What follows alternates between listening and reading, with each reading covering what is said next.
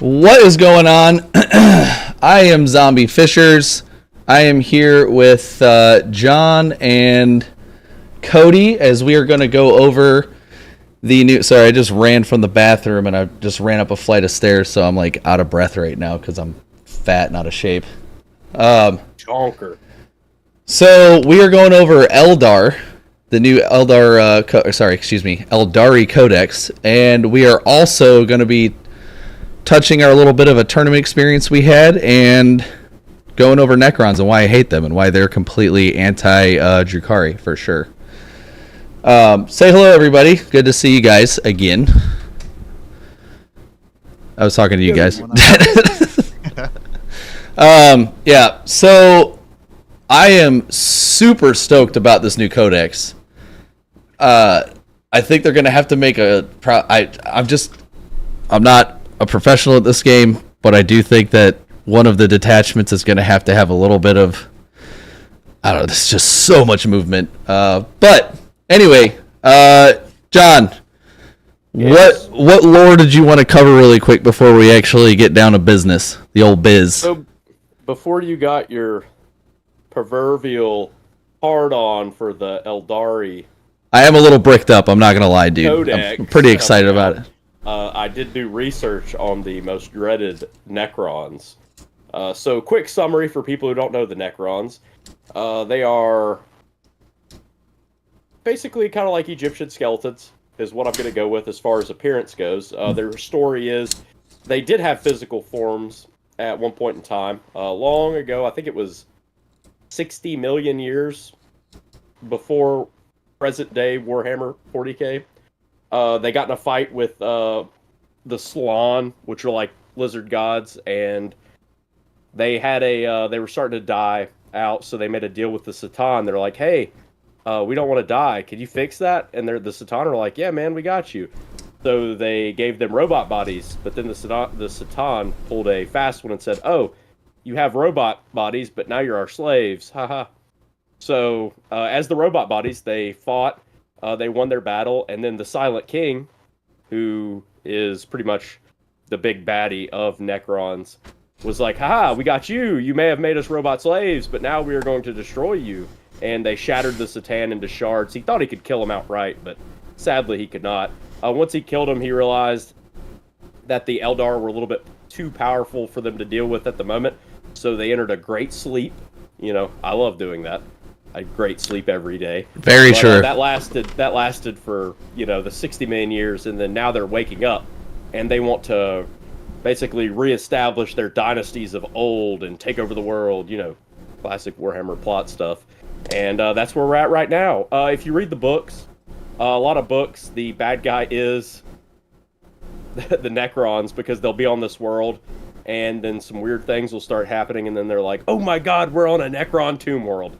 it seems like almost every world is a Necron Tomb world at this point. If you stay there long enough, bad things are going to happen, and you're going to realize that it's a Necron Tomb world. But yeah, the Necrons are scary. They have guns that whenever they shoot you, you just kind of disintegrate. It's like the alien blasters from Mars Attack. You know, you just kind of skeletize.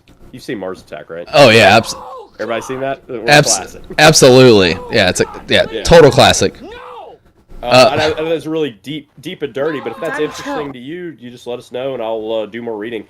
I haven't read any books where they are the main characters. It's more so like they're the baddies of the books that I've read. But there are a couple books that are in the from the perspective of the Necrons, and I could give them a read and tell you if the books are any good or not. Yeah, for sure, dude. I really enjoy other people reading books and then telling it to me like Wes Hammer does on YouTube, because I just don't have the time or the patience to listen to these Warhammer. They're a little dry for my taste, personally. Some of them are really entertaining and well written. Like like Gortix and Felix for Warhammer Fantasy was really enjoyable to read. Caiaphas Cain for 40K was really good. I'm reading Karn's book. Well, I haven't. I've started reading. I've read one page, so I won't say I'm reading it, but I have it, and it is going to be read. But some of their stuff's dry, but they have good humor when they do go the humorous route. I'm going to go ahead and ask you to, when you're on your own, go ahead and just read over the chat really quick. And I think Cody and I are going to sit here and talk about Aeldari and let you deal with that. But yeah, get pregnant. So everybody's saying congrats. I'm excited for you, dude. That's I'm gonna have a niece or a nephew on the way, I guess. That's awesome. Yeah. By the way, it's good to see everybody. Thank you guys for coming. I am, like I said, I'm pretty excited about this. What we'll do is I'm gonna read over the army rules. We'll have a little chit chat about it, and then we'll move on, and I'll go over the detachments. We'll have a chit chat, so on and so forth. So that'll kind of be how we do this. But with that being said, Cody, initial thoughts. We don't need to go into detail. Are you excited or are you not excited? Do you think this is going to be over the top? Do you think is this reminiscent of Eldar 10th release, or is this a little not so much? Yeah, so super pumped for the book as a whole. I think it's extremely thematic. I think the only thing we've seen anything like this entire edition is definitely the Orc Codex. I think all the detachments are extremely different feel. You're going to see a wide variety of units in each one that's totally different from any other like detachment in the book. I think it is relatively balanced. I think we need a lot of more data to come out, but I think overall, I think it's in a good spot at the moment. I think there's a couple things that are probably way too powerful that are still in the book, and we can get into that a little bit later. But I think there's some stuff that's a little underpowered, so I think that kind of leaves the book in an area that is solid. I think Warhost is going to be it's probably its most balanced attachment, and it's going to kind of leave it in maybe like the 53 to 55% win rate spot. And then like Aspect Host, I think, is going to have like an initial release of like a 60% win rate, and all the other ones are going to be like the 40s. Real quick, we're getting told from chat that you're a little quiet. Could you mind moving your mic just a little bit closer to you? Yeah, how's that? That's definitely better for me. We'll see. We'll let the chat let us know. But we'll go over it. We'll go over it because I was thinking, man, the Warhost has got so much movement. But yeah, we'll see. John, can you translate for us slow people, please? He's saying that it's going to be underwhelming, except maybe one detachment. Good job, dude. Two detachments. One's going to be good. Two detachments. One's going to be busted. The rest are going to do so well. All right, so the army rules. So the battle focus is the new army rules. If it is Assyriani, Sorry, I said that wrong. Asuryani with their shuriken weapons. Shuriken. Yeah, so that people think you do it on purpose. So for our 2,000 point list, which is going to be obviously the norm, you're getting 4 tokens. So they're kind of going in the direction of like Drukhari with their tokens. They've got battle focus tokens, whereas Drukhari has pain tokens. These battle tokens are definitely, or battle focus tokens are extremely useful. Not saying that rerolls a hit and all that stuff isn't, but they're called agile maneuvers. As I use this, you can use any amount of these on any units during any phase, but you can only use them on one unit once per phase, and only I just said that very confusing. I apologize. Let me back up. So you can use like Swift as the Wind, Flitting Shadows, and Star Engines in one phase if you wanted to, but you wouldn't. You'd be able to use them all again in another phase if you could, if the situation applies. So you couldn't use Swift as the Wind twice in one phase. Just to clarify really quick, so there's no confusion on that. But Swift as the Wind, I know that this is a little potato-y. The picture was taken with a potato, which is funny because that was how the document was labeled. Until the end of the phase, add 2 inches to the move characteristics of models in that unit. That is Swift as the Wind. Flitting Shadows, when an eligible unit from your army is selected to make a normal move, advance, or fallback move, is set up on the battlefield or declares a charge. Until the end of the turn, enemy units cannot use the Fire Overwatch stratagem to shoot at that unit. That is a 20-point upgrade, I think, in Drukhari. So they're getting it for free, kind of. Star Engines, when an eligible unit from your eligible vehicle unit from your army is selected to make a normal move. Until the end of the phase, add D6+1 to the move characteristic of models in that unit. Ugh, God, it's so good. Sudden Strike. Until the end of the phase, each time a model in that unit makes a pile-in or consolidation move, it can move up to 6 inches. The dreaded 6-inch pile-in move, which I absolutely adore. Not really sure when you're going to be able to use it unless they're going to make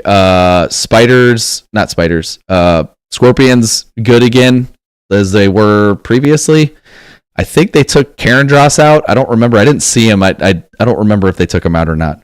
So I'm a little. I think striking scorpions have a place in the current game. So we can do that later too. Yeah, for sure. I didn't get a chance to look everything over. I was a little busy today. But opportunity seize, when an enemy unit ends a fallback move, you can basically move as soon as they do that. You can spend a token and get D6+1 inches. And you can make a normal move. It doesn't say you can end an engagement range, so I'm assuming that you can't. So you can't keep people in combat with you. It's going to be more of a, oh shit, you left, I'm leaving too kind of situation. Fade back. The trigger is in your opponent's shooting phase just after an enemy unit has shot one eligible unit from your army, other than Titanic units, that was hit by one or more of those attacks can make a normal move of D6+1. That is huge. Huge. That's crazy. Yeah, it is awesome. And there's a little clarification here on Harlequins. When mustering your army, you can include Harlequin units in your army, even though they don't have the Asuryani faction keyword. Not a huge deal. But Warhost, I'm going to go over this, and I'm going to let you take over here, Cody, because I'd love to hear what you have to say about it. But Warhost, detachment rules, Martial Grace. At the start of the battle round, you receive 1 additional battle focus token. Each time a unit from your army performs the Swift as the Wind Agile maneuver, which is the +2 to your regular movement, until the end of the phase, and by the way, that is worded, until the end of the phase, add 2 to the move characteristic of models in that unit. And the trigger is when a unit from your army is selected to make a normal advance or fallback move, which is really important because a lot of this stuff is worded as you making a normal move. So I'm assuming you can stack stuff. We'll talk about it later. But until the end of the phase, add an additional 1 inch to the move characteristics of models in that unit. So basically, your Swift as the Wind will give you 3 inches instead of 2. I don't think there is really anything less than a 7-inch move in the Aeldari Codex, so you're mostly going to be moving at a 10 in this army, with infantry, that is. Each time a unit from your army performs an agile maneuver that involves rolling a d6, add 1 to the result. So there's just a... Fade back. Yep, absolutely. Yeah, for sure. So, and there's some enhancements here. The one that I saw that is definitely an auto include is actually this is the one that I was thinking about. Using a reroll stratagem for 0 CP is always good. Add one of the damage characteristic of psychic weapons. I haven't been able to look that over. And the first time this bear is destroyed, remove it from play. Then at the end of the phase, roll a d6. I don't know the models well enough to be able to have an opinion on this. I will save my opinion for the one that I'm thinking of. But go ahead, Cody. I know I'm speaking really fast, so I apologize. But Cody, go. Is better on the mic, by the way. I think I turned the volume up on it as well, but I don't know how it is. I don't know. Hey guys, let us know if we're good on the mic for Cody. He does have a very nice, soft ASMR style voice. So,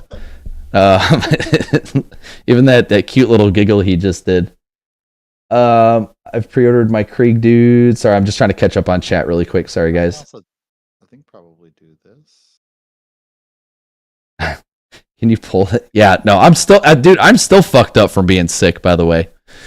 But, all right, go ahead. I have some things that I wanted to say about this, but I'd love to hear what you have to say first. Yeah, so several things. First off, I think this is the most balanced detachment. This is kind of the detachment that's like the all-comers detachment. This is the one that that activates pretty much the most in the codex, whereas a lot of the other parts of the codex are kind of like specific for different types of units. This one's like the generalized one. Yeah, so obviously I think more first and foremost, the one you were talking about is the Timeless Strategist. That is the enhancement that's going to be pretty much auto include in every single list. It's automatically going to put you at 6 battle focus tokens, which is extremely powerful.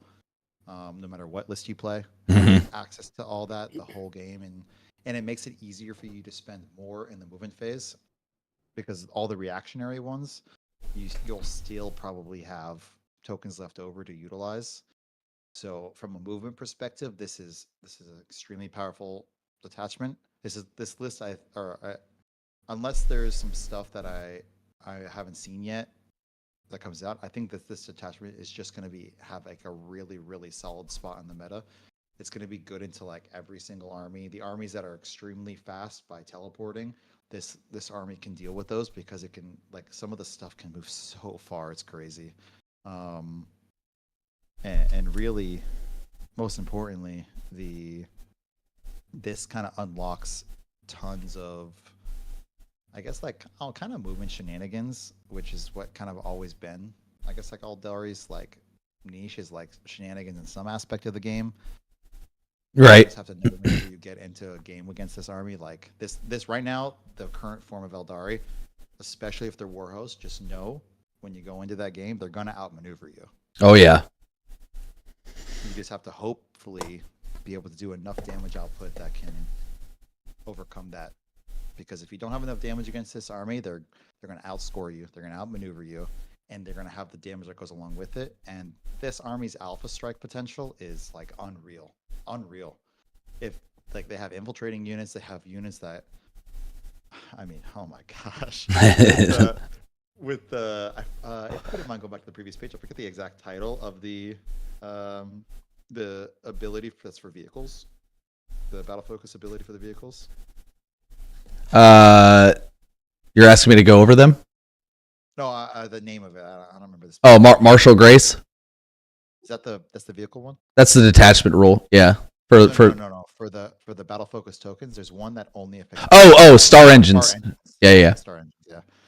So like you have like Wave Serpent, and this is really where like a lot of people are talking about like the power, because you're gonna probably see this in most of the lists, and this is what I think might be the only, if not at least the first thing that gets nerfed in this book, will be fire dragons in Wave Serpent. Oh yes. So they are hauling ass at you, like haul ass in, like they're flying at you. Yeah, I mean they move about it. Yeah, they move 14 naturally, right? So then add d6 plus 1. Well, hold on. You're spending 2, right? You're getting an extra 4? You're getting an extra 2 on Swift. If you want, and then plus star engine. So you're getting 18 inches. Then you're getting. In Warhost, it's 3 for Swift and d6 plus 2 with star engines. Oh, I'm sorry. Yeah, you're right. 5. So now we're at 19 inches of just regular movement. Then star engines gives you d6 plus 1, but anytime you roll a d6 with an agile maneuver, you're getting another 1. So it's really d6 plus 2, and that's all just regular movement. So you're getting an average of 6 inches extra. So we're looking at 25 inches of average rolls. That's just obscene. Yeah, plus. And then they'll take 6. So as long as you're within 34 inches.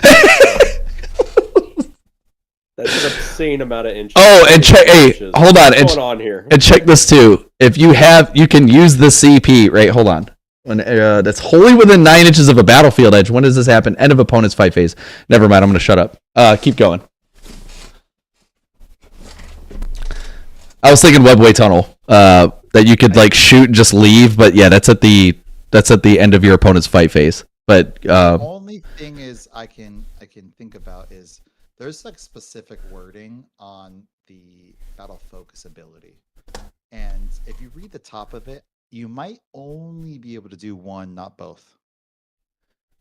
Unless otherwise stated, you cannot trigger the same agile maneuver more than once per phase at the end of the battle.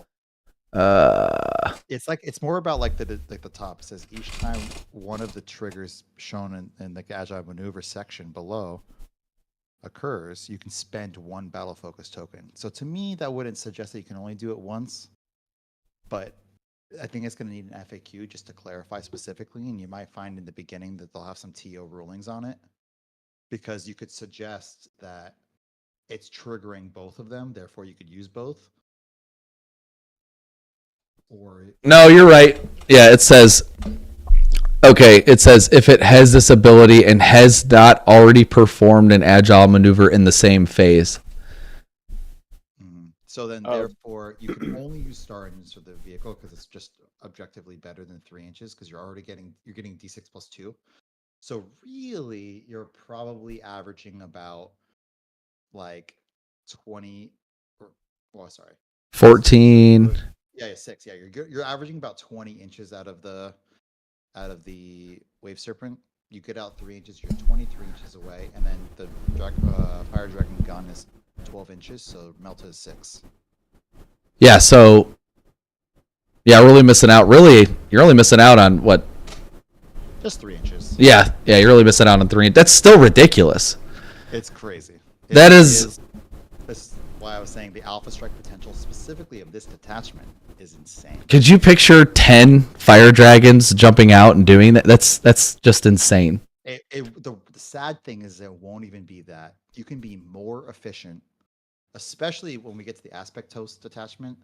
That detachment is insane for what I'm talking about, but really what we're talking about here is like you're going to go forward with the Wave Serpent. You're going to have 5 fire dragons get out, and they're going to pick up like 200 or 300 points of tank stuff because of their aspect token, which we can talk about in a second. When we get the Melta damage, fire dragons are just insane.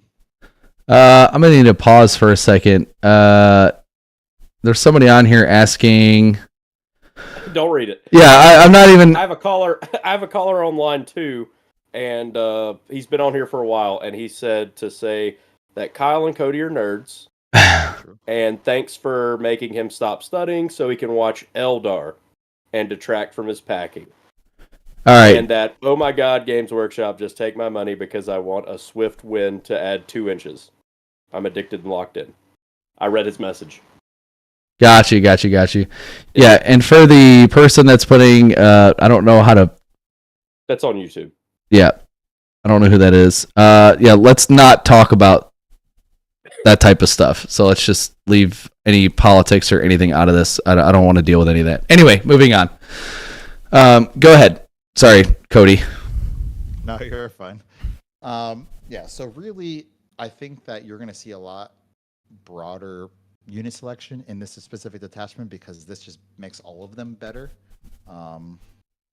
But fire dragons, I think, will be a staple in most lists. I think we probably should just go to their data sheet real quick, just so because we're going to keep talking about them and their impact in all these detachments.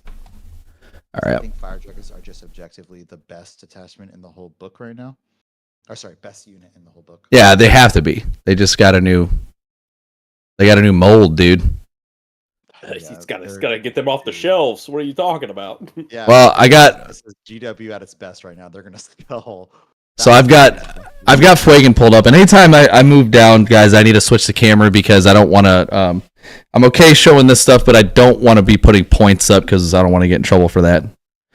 I'm getting told that I am loud, and Cody and John are very quiet. So I guess both of you guys have pulled those mics up just a little bit more. I don't know if you can put the gain on your mics to set it a little bit higher so that they can hear you a little bit more. Mine is at max. I'm going to be throating this mic in a second. Hell yeah, dude. That's what's up. My gain is at max. It might be on the Discord end because you can adjust individual people through that. I don't think mine can get louder unless I'm like super on it. That being said, I'm looking at Fuegan right now.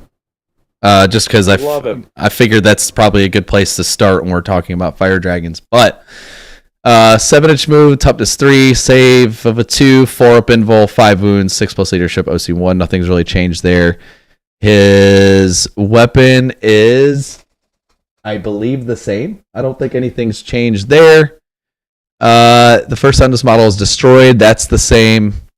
While this model's in a unit, add 6 inches to the range characteristic of Melta weapons equipped by models in that unit. That is different. That is huge. That puts them at 18 inches. That puts their Melta at 9 inches. Oh my god! Oh my god! Oh my god! It's Jason Bourne. There's Jason Fuegan. Mother of God. Yeah, that's huge. And I'm also side note, I'm looking at this oh, yep, somebody's playing it. You called it out, dude. They got to play it. Thank you. That's Jason Bourne. Thank you, guys, sir. I'm looking at this Warp Spider Phoenix Lord. I'm just God, I'm so pumped about this release, dude. Don't you dare look at those points. Yeah. Oh no, they're not on here. I'm not worried about it. Okay. New subscription received. Oh! Dispensing resubscription received. Thank you for renewing your Class 2 access. All right, Jam. Thank you so much. I don't know why that keeps going over itself. Thank you so much, bud. We love you. Thank you so much, man. Very much appreciated. You guys are the reasons why I'm able to keep doing this and keep adding all kinds of stuff to this room and making it look nice and appealing and getting better cameras and giving my wife a heart attack when she sees how much money I spend. So I certainly appreciate it. This is some baloney. Where's my chill daddy? Oh, did somebody already take it? Somebody must have taken it. Fire dragons. So basic profile hasn't changed. The fusion guns haven't changed. Assured destruction. In your shooting phase, each time a model in this unit makes a ranged attack that targets a monster or vehicle unit, you can reroll the hit roll, and you can reroll the wound roll, and you can reroll the damage roll. Good God. Good God. Mother of God. Dude, that's so ridiculous. Once per battle, for each aspect shrine token this unit has, you can change the result of one hit roll or one wound roll made for a model in this unit to an unmodified 6. Place an aspect shrine next to, I don't know how many they get. For every 5 models you get, so they get 2 chances basically to do that. Kind of reminiscent. Aspect shrines? Yeah, they're called aspect shrines. Carrying around shrines with them? Yeah, why not, dude? Wouldn't you? Good lord. No, that sounds heavy. I don't think there is any shrine that's light. I don't want to be carrying that around. I definitely wouldn't be that guy. Well, these dudes are used to carrying melta bombs around from back in the day. They don't have them anymore, but just saying. Strap them to Fuegan. Dude, take this. Yeah, take this. Wrap it around his like you got. I don't know what happened to my mic. I'm sorry about that. Uh-oh. It's low again. No. Hail Sigmar. What? No. Well, yeah, Sigmar's okay. Hail Sigmar. Yeah. Oh, Hammer. I don't know how to pronounce this name, but Hero Left. Oh, Last Hero Left. Jesus Christ. Last Hero Left says, I know Cody. I don't know. I'm assuming, obviously, that you know this person. It is good to see you. Thanks for showing up. No, Read their name as written. I see Lick, 2 X's. Lixt Hero. I don't know how to say that. Yeah. Premium content is what you watch for. Yeah, so I guess my mic cut out for a second, but basically that ability of the Fire Dragons is insane. It's the Eradicator ability. Although Eradicators are more durable than this because they're like 3 wounds apiece, like weight, like double the toughness, like T6 or something, or T5, they are way more expensive than Fire Dragons. The meta right now is probably going to be in probably at least like half of the detachments. You're going to see 5 Fire Dragons with Fuegian and a Wave Serpent, and 10 Fire Dragons and another Wave Serpent. And they're going to go out and kill 3 vehicles or monsters of your army each turn. Yeah, for sure. I liked them before they were cool. And you can't overwatch them when they get out, so you can't stop it. Oof. Real quick, that knob on your mic, because the sound has definitely gone down. Can you gain that? Can you turn that up and just kind of say something as you're? How about that? Oh, so much better, so much better. Yeah, so you. Are we there? Oh God, yes, we are there. That is right. Too much? Hell yeah, that's right there. That's what we needed. Does mine really sound quiet? I have the gain to max. Maybe I need to point it more towards my. You're nice and loud for me, so I don't know. Yeah, I could have just should been a be retard and turning my mic down instead of up. I think I was reducing the volume, not increasing the volume. I'm doing it, but backwards. Yes. I think part of the problem is Kyle's so loud and I'm the loudest. I could pull my mic away a little bit, but Hey, get that thing out your mouth, bro. yeah. So you were saying that the Fire Dragons are basically going to be able to get out, just kill 3 things immediately, pretty much. Is that what you were saying?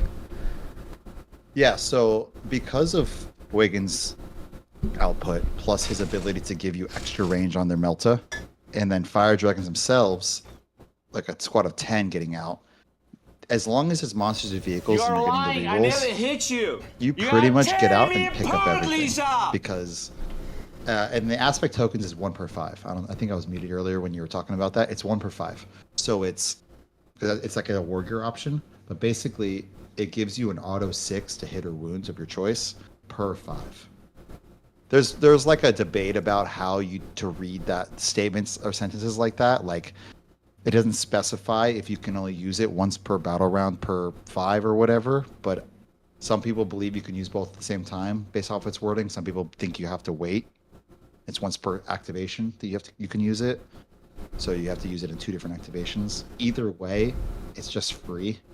And then in the aspect host, you can spend those aspect tokens to get more benefits as well. It's Daddy, chill. a lot.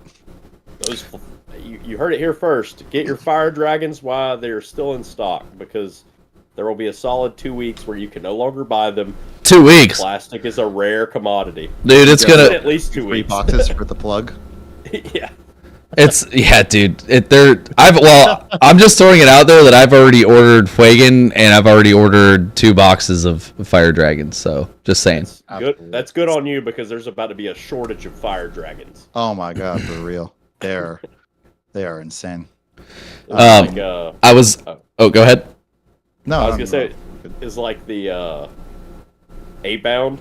There was a time period for like 4 months where you could not buy 8-bound because everybody's like 8-bound are the best. It's like, why is plastic so hard to come by? It shouldn't be. Why is there such a backlog of 8-bound? It's plastic injected mold. I don't know why it's so hard, because I still can't find, and no, they might have it now. I haven't checked in a while, but I still can't find freaking The Mutilus? the Mutilus Vortex piece. Yeah. Yeah. They have like one factory, and then Peter Griffin is working there by himself, making the plastic molds for everybody, and it's just not working out. We gotta pump those numbers up. All Are right. we allowed to talk about the potential points? I do. Looking at the thing. I don't want to go into any detail on points per se, but Okay. we could go with the mid to expensive to cheap route. But I think that's probably as far as we want to go with that. Okay, fair enough. I would say that fire dragons right now are akin to a fairly priced elite infantry unit. But I think that they by far outperform anything close to its points cost. I think you're going to see A major for the points hike. most- I'm looking at them right now. for sure. There needs to be. These are so cheap, dude. That I'm for what they do. 5 with Fuegan, the math shows that like 5 with Fuegan get out at 9 inches away and pick up like two Carnifexes and Old One Eye. Dude, Fuegan.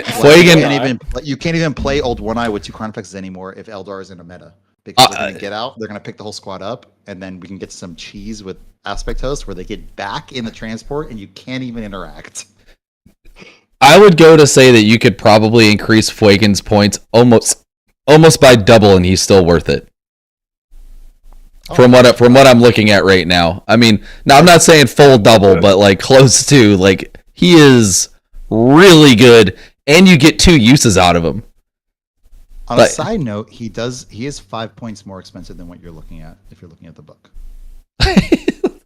Okay. Not that that's much. Very meta conversation. I have no idea what's going on. I'm oblivious to all of this. I apologize, but I'm looking at the points cost of everything right now, which we just can't put up there. And I'm sure that anybody that plays Eldar will appreciate kind of what we're saying right now. But it is very cost efficient. The whole, for a 10-man and for Fuegan, it is extremely cost efficient for what they do, for the output. Say again? Oh yeah, too cost efficient for sure. Yeah, but they're not the Tau, so. Ew, nobody likes the Tau. All right, so are we good to move on, or was there anything else you wanted to cover on Warhost? Because we just spent a ton of time on Warhost. Mostly spent on Fire Dragons. Yeah, just real quick. Stratagems for Warhost. I'm gonna go over them really quick. I think the most powerful ones are the Uppy Downy for Eldar Infantry, Fire and Fade for Eldar Infantry. Actually, I think the Webway Tunnel is anything that's non-Wraith Construct, actually, if I remember right. I can't see it quite from the stream, but Fire and Fade is for only Eldar Infantry. I think that excludes Wraith Construct. I think it's a very important change to the game, or to the stratagem, but for what we're talking about with Fire Dragons being the best unit in the book, I think it doesn't really change much, unfortunately. And then Lightning Fast Reflexes is probably their most powerful stratagem because it works in both shooting and fight phase and isn't subject to the AOC changes. So super, super solid and really strong detachment, just objectively. Like, it's going to be 55% win rate. Going to be their best attachment after Aspect Host gets nerfed into the dirt, which I expect to happen. This will be their best attachment. We got a question here from YouTube. I Kerbals. I think I'm pronouncing that. It's going back to the previous conversation. Was it? Did I miss it? It's good. Okay, sorry. No, all right. Previous conversation we weren't going to talk about. No, it's not. No, because he mentioned him. Is the tournament? Okay. Trust me, I was reading it. Okay. Yeah, that webway tunnel. I mean, the ability to be able to fire and fade and then just webway tunnel out of there. Like, bro, there's just so much. There's so much you could do. And then Skyborn Sanctuary, 1 unit from your army and 1 friendly transport. I mean, dude, if somebody fails their charge, or like I don't know, for whatever reason, if you need to get that unit of fire dragons over to the other side of the board for something, and you could just boop already be in. Well, I guess it really doesn't matter because you can just do it on your movement phase. But I digress. Let's move to Wind Rider Host. So I thought, fun. Yeah, And anybody that's seen me play Eldar know that I am a huge fan of the Wind Riders. Guy. Yeah, I do love the Wind Riders. Bike guy. Big bike guy. Bike guy. So detachment rules ride the wind. In the declared battle formation step, you can set up Assyriani mounted and Viper units from your army and reserves during the battle. Such units can be set up on the battlefield as if they were arriving from strategic reserves. For the purposes of setting up Assyri mounted or Viper units from your army on the battlefield, treat the current battle round number as being one higher than it actually is. Ridiculous. In addition, at the end of your opponent's turn, you can select a number of Assyriani mounted or Viper units from your army. Then remove those units from the battlefield and place them into strategic reserves. The maximum number of units you can select depends on the battle size, so you can do that with 2, which is generally how many full units of Wind Riders I was bringing in the first place. I don't really mess with Vipers too much anymore. Not anything other than I just don't have the model count for what I want to do with them. Yeah, this is being able to. I'm hearing deep striking turn 1 is what I'm hearing. You are, and that is accurate. And I'm also hearing that you can just uppy downy at the end of your opponent's turn with these 2 units, and then just come back on the battlefield. Yep. Yeah, That's true. that is very good. Is there any specifications? But you can't come out of your opponent's deployment zone. But that's everything else is pretty much open when you're coming in from strategic reserves, right? Okay, so here's the caveats.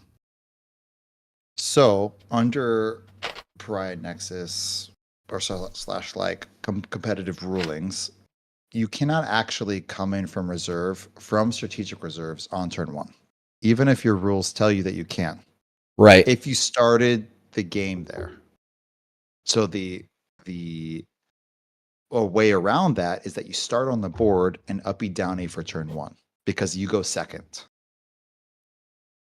Right. If that makes sense. Yeah. So if you go second, you uppy downy 2 units, and then you put them onto the board turn 1 on your turn. If you go first, you can't bring them on that first turn. GW has done this intentionally so that way 50%, you don't just win 50% of your games because you go first 50% of your games. You bring these units on turn 1, you pick up 2 important units that were actually hidden and now they're not because you come in from reserves. It's an intentional decision, but yes, in theory, you can deep strike 2 units turn 1. Yeah, and man, that's so good, dude. It's really, really good. It's I mean, don't get me wrong, the Vipers would actually probably be super useful for that. The bike, it's useful no matter what. It is only 2 units. And there is a lot to this codex, and there is almost too much really to kind of, because I haven't had the time to digest everything. But there has got to be some. I mean, talk about the movement shenanigans that you can do already with just the first 2 factions. I mean, or the first 2 detachments. I mean, and then you can. I mean, you can just give something Scouts 9 for an enhancement. That's first drawn blade. Mirage Field is another mounted. Each time an attack targets a bear's unit, subtract 1 from the hit roll. Dope. Awesome. Which really goes well with the -1 to wound as well. If you take a Farseer on a jet bike, because that's his new thing. It used to give them guide.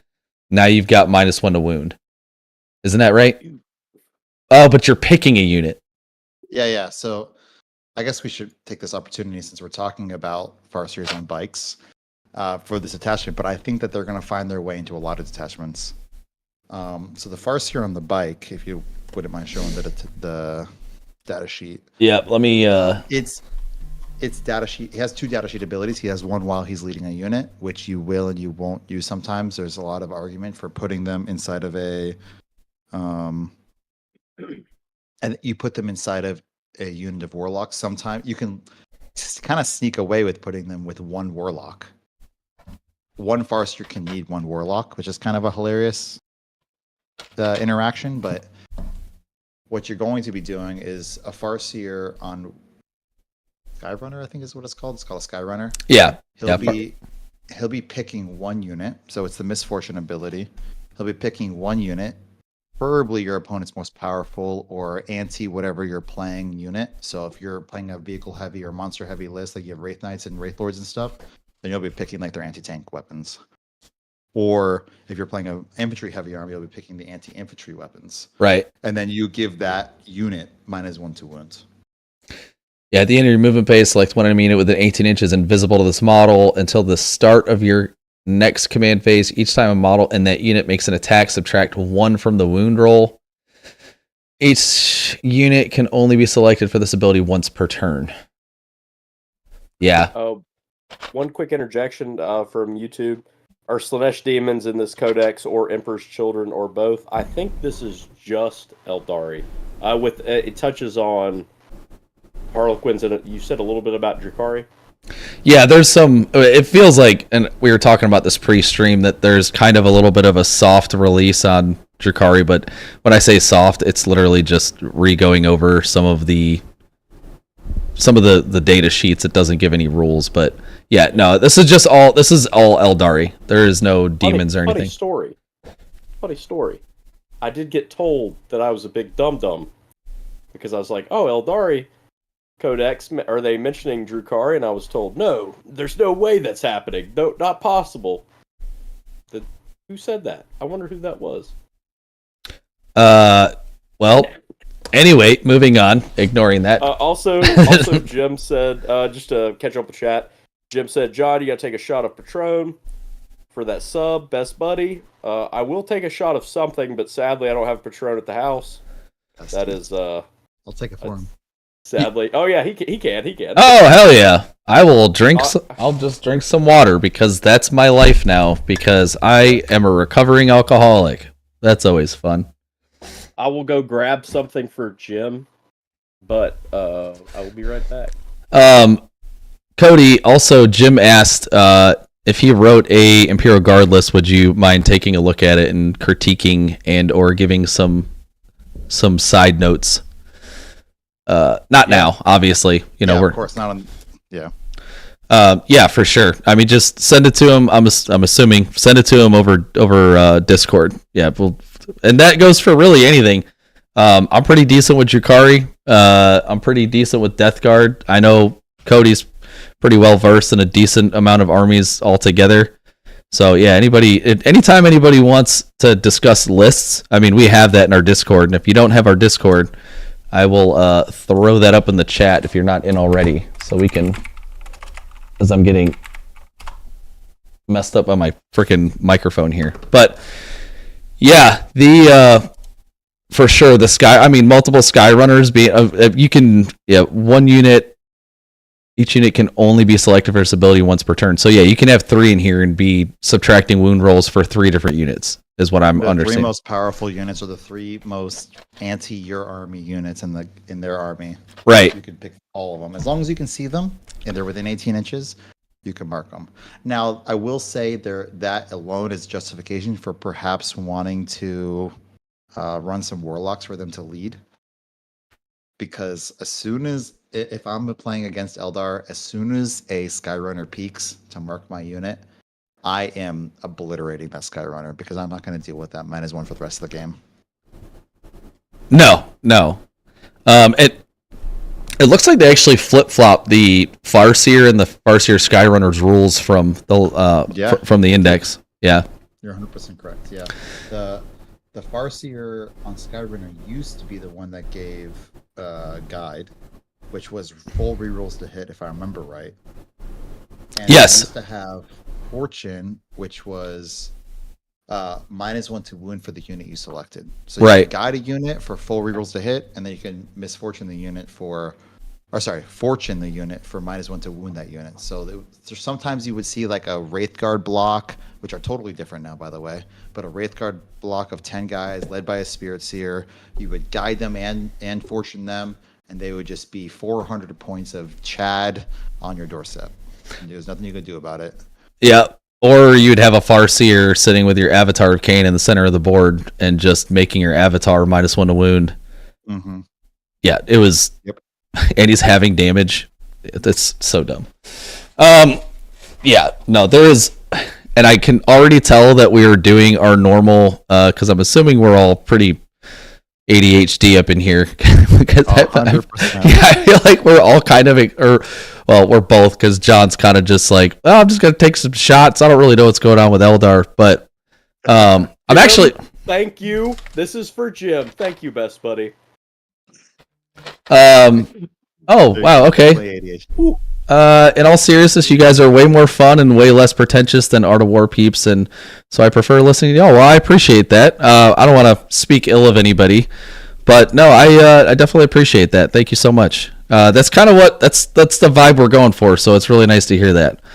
We want to talk competitive. We want to grow the community, and we all want to get better.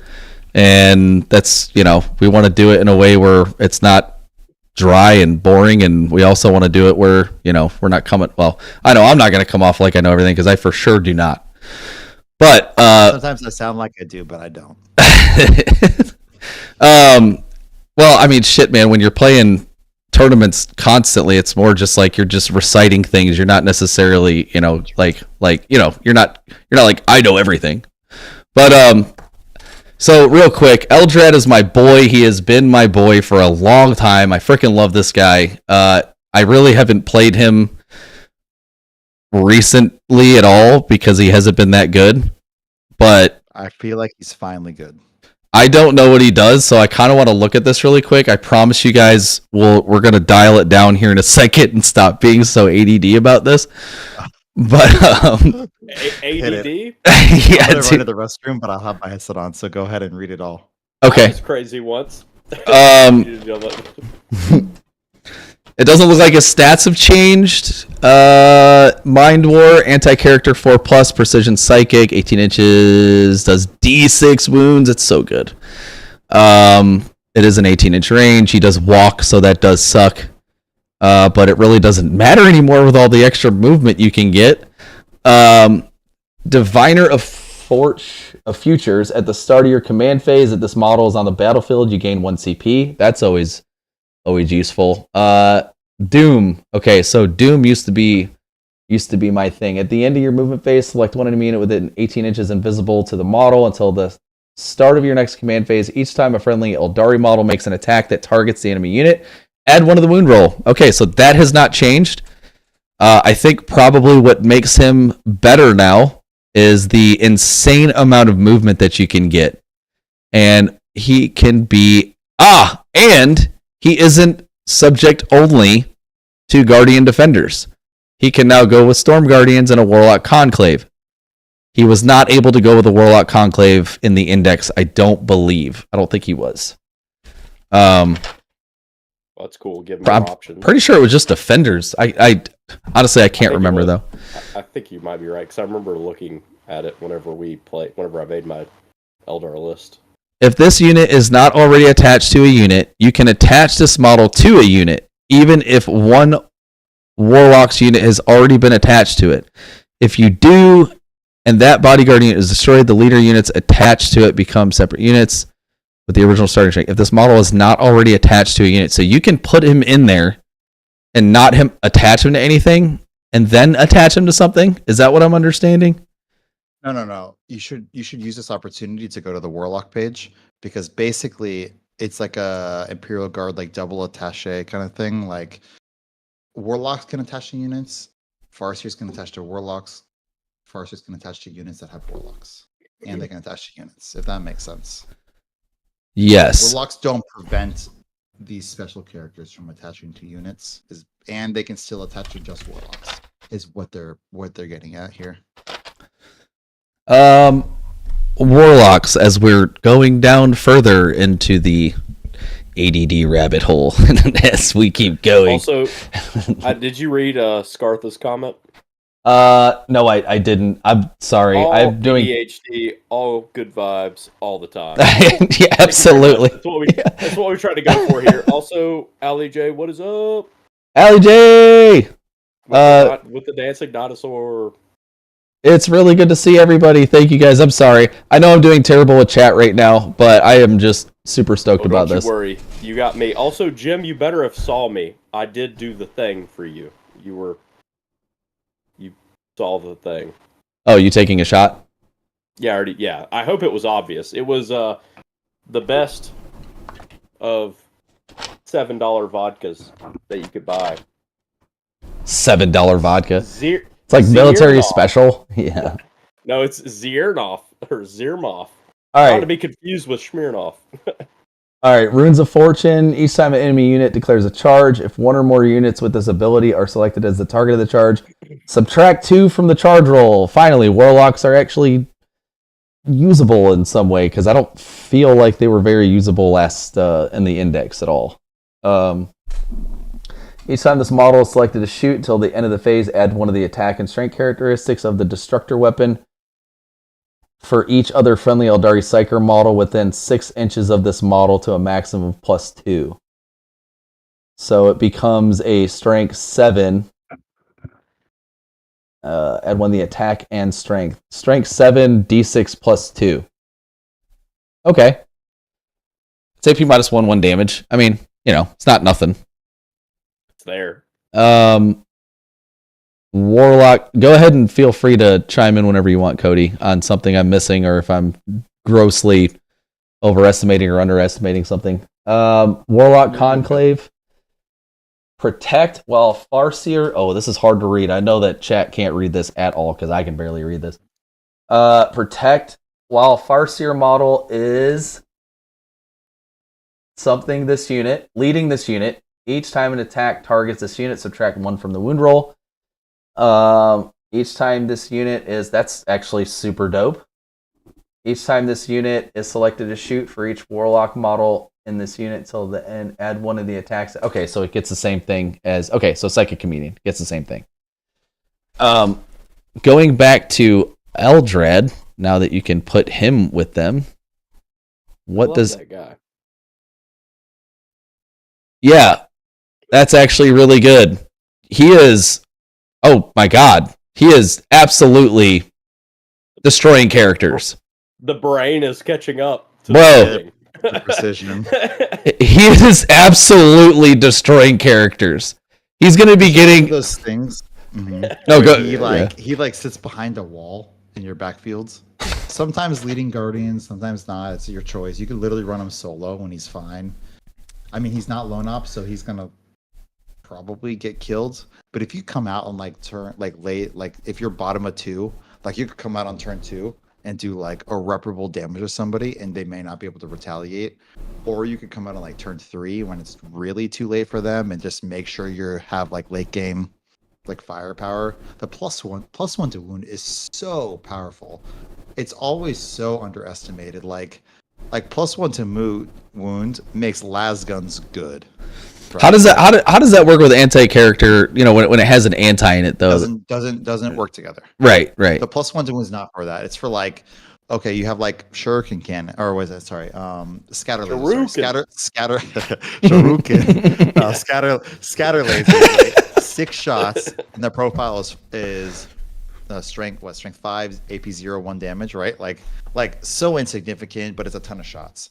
Okay, but you can mark I don't know, a Stompa who's toughness 14 with +1 to wounds, and all of a sudden those scatter lasers are wounding it on 5s instead of 6s. Yeah. And yeah. And you could have and because this is a constant debuff, your whole army can then shoot it. This is especially potent when you have something like a Bright Lance, which is strength 12, and now it's wounding small vehicles on 2s. Yeah. You can this kind of guarantees you pick stuff up. Stuff that your averages should pick it up. This guarantees you pick it up. Well, or stuff that you probably don't pick it up, and now you might pick it up. It just skews the math slightly in your favor. That, and it's actually usable now, because there's never been a time when Doom was bad. It was better in 5th. Don't get me wrong. It was ridiculous, and it was broke. It was so dumb. I can't comment. If I remember on right, that. back then was it back then when it was It was rerolls the wound on everything. Yeah. I think it was just full rerolls to wound whatever you marked. Yeah. You mark something, you get full rerolls to wound. Yeah, and what you used to do is just you take 3 units of fire dragons and just annihilate whatever needed to be annihilated immediately. But like, even worse, now they have the rerolls built in. I know it's so stupid, and you can reroll the damage, and they get an extra. Now they're 9 inches out instead of 6 inches out, which that 3 inches. Well, with Fuegan only. But yeah, but I mean, dude? If you're bringing fire dragons, you're bringing Fuegan, for sure. You're bringing Fuegan regardless. You're bringing, yeah, dude.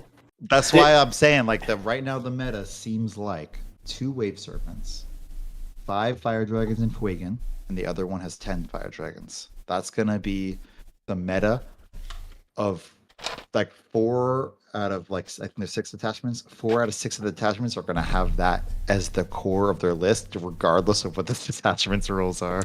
I mean, are you bringing? I feel like I'm always looking for an excuse to bring Eldrad into anything.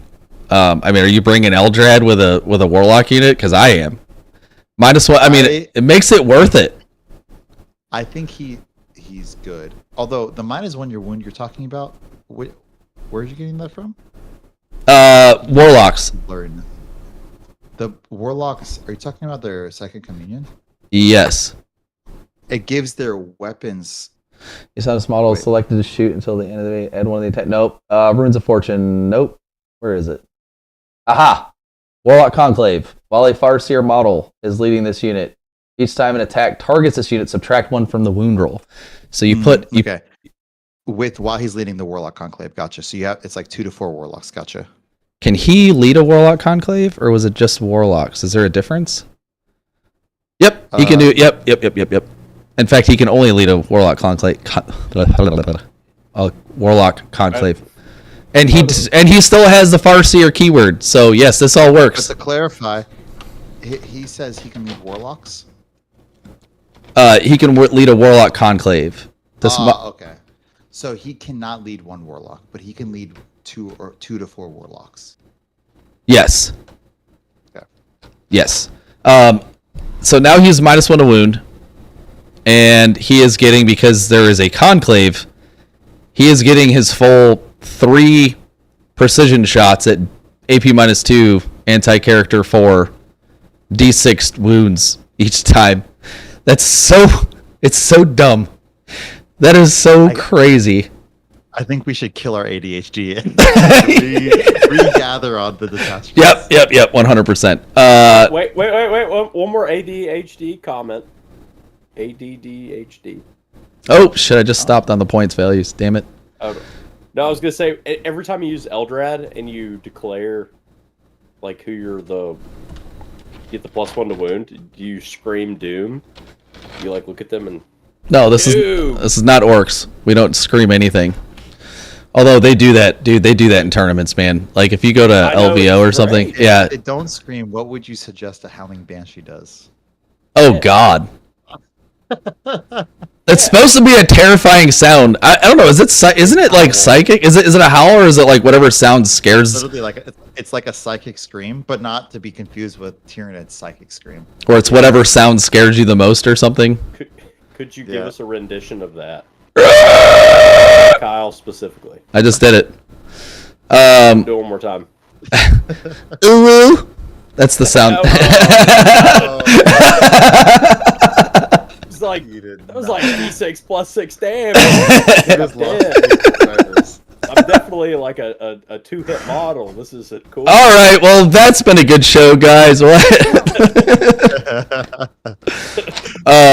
right, so Ride the Wind. How did we get? Oh, because of Farseer Skyrunners. That's why. Yep. I'm going to quickly go over the enhancements and the stratagems so we can get through this, so we can ADD at the end of the episode. Oh yeah, that. First drawn blade, Assyriani mounted. I want to say Assyriani, but Assyriani model. Only models in the Bears unit have the Scouts 9. Mirage Field. Mounted model. Each time an attack targets a Bears unit, subtract 1 from the wound roll. So there's a whole lot of subtracting ones from... Oh, hit roll, not wound roll. Excuse me. Mounted Psyker model. Psychic weapons equipped by the bearer have the anti-monster 2 and anti-vehicle 2. What? I really want to scroll down, but I'm resisting the urge to scroll down and look at what weapons they have because I'm not as potent as you think. They haven't been. It's always been AP 0. Like the Singing Spear does like 3 damage, but it's 3 damage, but it's AP 0, so it was never actually that good. Yeah, and it's if I remember right, it's psychic weapons. Yeah, psychic weapons. So it doesn't even affect the Singing Spear. One thing to note really quick. The Singing Spear is not psychic. Are you sure about that? Are you sure about that? I'll check so you don't have to scroll down. Are you sure about that? So, Wind Riders gain the battle line keyword. Not a big deal. Oh, it is. It's such a huge deal. I'm just kidding. Cal's so happy. Cal is so happy right now. You got me. He is. This is his crowning moment. Dude. Victory. He's like, yes. So it's gonna affect his Eldritch Storm, which is good, but it's only D6, and then the Singing Spear. I'm sorry, but 54 Wind Riders in a unit is just ridiculous, dude. I mean, especially since they now get lethal hits, not innately, but with a leader. Right? Isn't that that's a thing, right? No, it is innately. They took it from sustained hits. The Shuriken weapons they went from sustained. Now they've got lethal hits. So yeah, you're definitely gonna want to guide that unit. But Death from on high, 54 Wind Riders, dude. God bless. Your shooting phase on the fight phase, 1 Asuryani mounted or Viper unit from your army that was set up on the battlefield from reserves this turn has not been selected to shoot or fight until the end of the phase. Each time a model in your unit makes an attack, you can reroll the wound roll. What? Oh my god! Yeah. Holy shitballs. Overplay. That's so stupid. Your shooting phase or fight phase, we get a counter for how many times I'm going to say shenanigans and stupid and gross. Gross, disgusting. Your shooting phase or fight phase just after an Asuryani model from your army destroys an enemy unit. Your unit can make a normal move of up to 7 inches. Magoo! So you can jump in, freaking annihilate something, and then just get out of town, dude. It's so good. Wind of Blades. 1 mounted or Viper unit from your army that has not been selected to move this phase until the end of the turn. Your unit is eligible to shoot and declare a charge in a turn in which it advanced or fell back. Advanced is really where you're going to see that, unless you're running some what are the close combat bikes names? I can't think of them right now. Singing Spears? Is it? No, Singing Spears, the weapon from the Shining Spears. Shining Spears. Shining Spears. I was close. Yep. I was about to go into Jamie mode and look it up. Daring Riders. 1 Asuryani mounted or Viper unit from your army in reserves.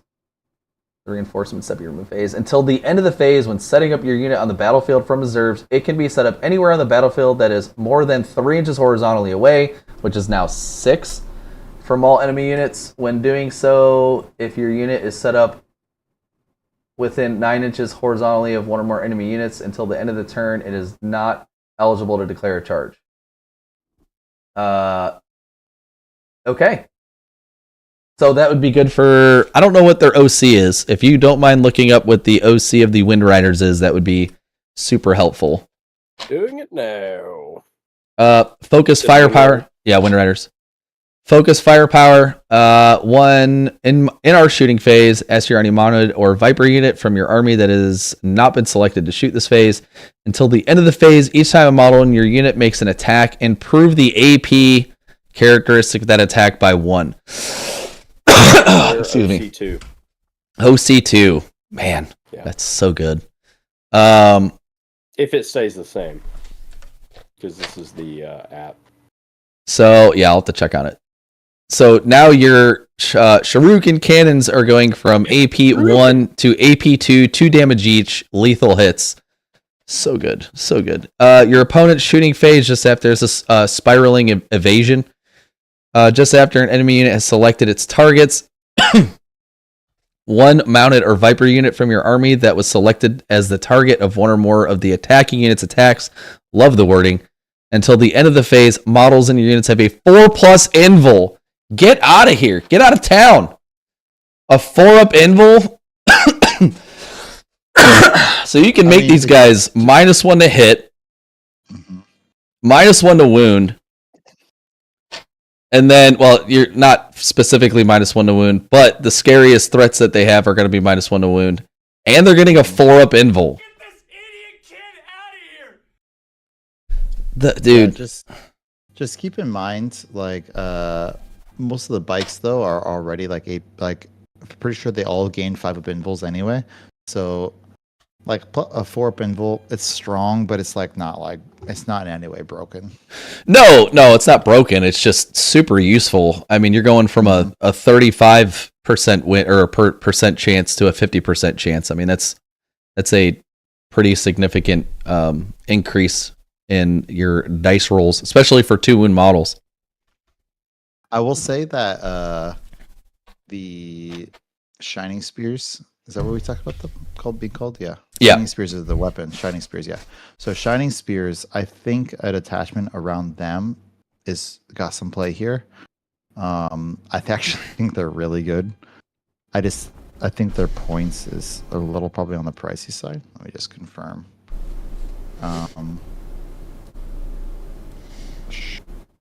Shining Spear. Yeah, actually. Yeah.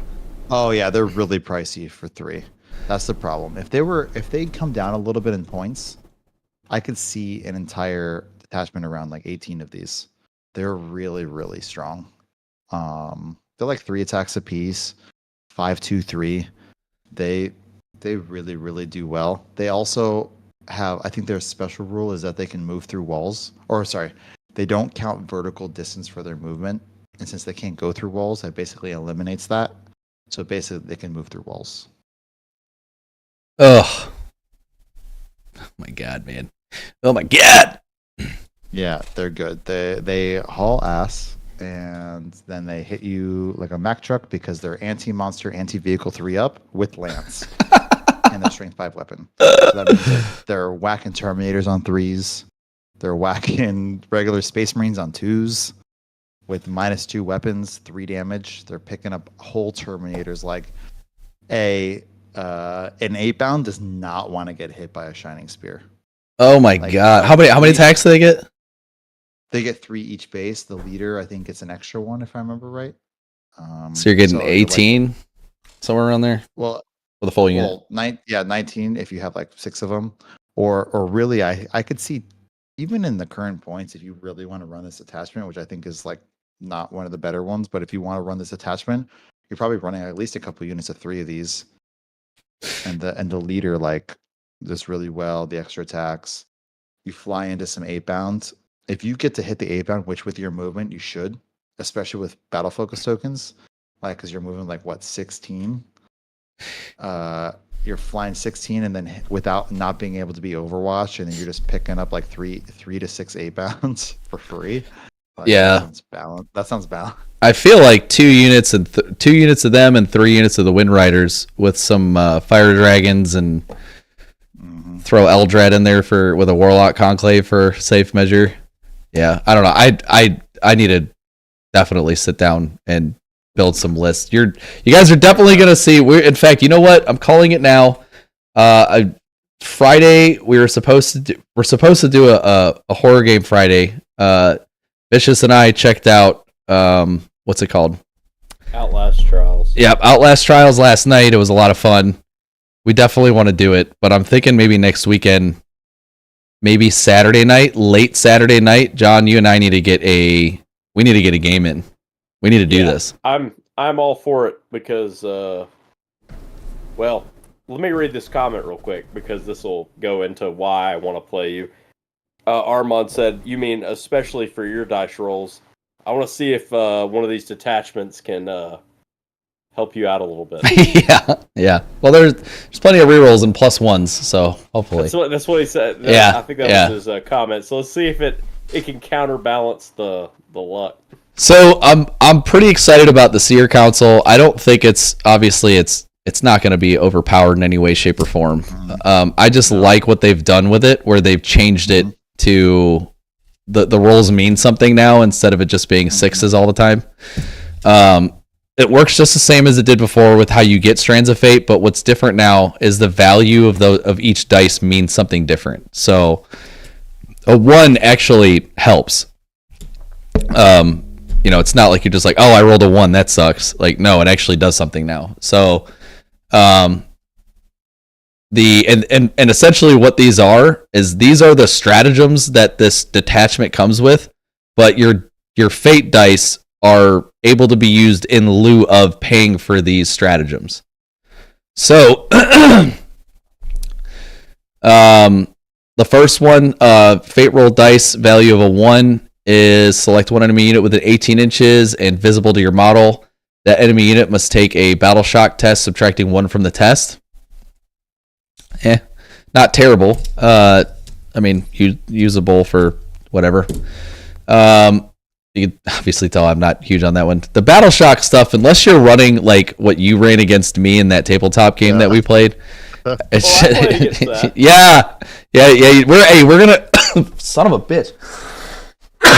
Biscuit. We're gonna cover our tournament later on, but and Cody, if you got to leave, I understand. Not a huge deal, but forewarned is fate roll dice of 2. Well, no, I'm saying if he doesn't want to stick around, if he's got to leave, he's got stuff to do. Joshing you, bro. Stop being mean to me. Forewarned, fight phase just after enemy unit has selected its targets. 1 infantry unit from your army that was selected as the target of 1 or more of the attacking its attacks and is within 9 inches of a psyker model, friendly psyker model, until the end of the phase. Each time an attack targets your unit, subtract 1 from the hit roll and subtract 1 from the wound roll. That's really good. That's extremely powerful. Yeah, that is really, really good. And this is excluding Wraith Constructs, by the way. It seems like a lot of rules are excluding Wraith Constructs. They learned their lesson from opening 10th. Yeah. And then there is a detachment around Wraith Constructs, so they kind of really balanced them, I would say. But I digress. A fate roll dice of a 3, Uncharted Truth, 1 infantry unit from your army, excluding Wraith Constructs, that has not been selected to move this phase and is within 9 inches of a friendly. And I love that they did this where this is all based around your psychers. So this is definitely the Eldrad style, the Oath way, the old school Oath way army that you would play, which didn't really mean anything back in the day. But anyway. I digress. That has not been selected to move this phase and is within 9 inches of a psyker model. Remove your unit from the battlefield and set it up again anywhere on the battlefield that is more than 9 inches away horizontally from all enemy models. Until the end of the phase, your unit is not eligible to be selected to move. So we got some uppy downy. Totally useful. Fate. I will say the only downside I will say to this whole detachment is that you can't do it with like Warlock Skyrunners or like the bike Warlocks.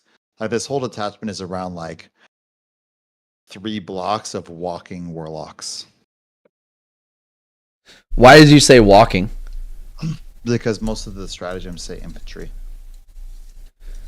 Infantry unit from your army that was selected as a target until the end of the phase. Yes, they do say infantry.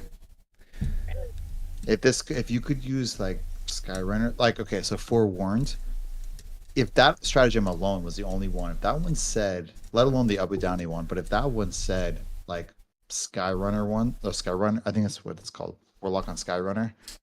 If you could target those, I would say like this attachment is like solid. Like people will be running a bunch of Warlock Skyrunners led by Farseers. They're gonna jump across the whole board with their crazy movement and get locked in combat. And if you have a really nasty unit that's gonna pick up my squad, I'm gonna use this stratagem because it's only in the fight phase, and I'm gonna tie you up on turn 1, and there's nothing you can do about it. Yeah. I mean, there's some there's some points to be made, I guess, maybe for some aspect play in here, obviously.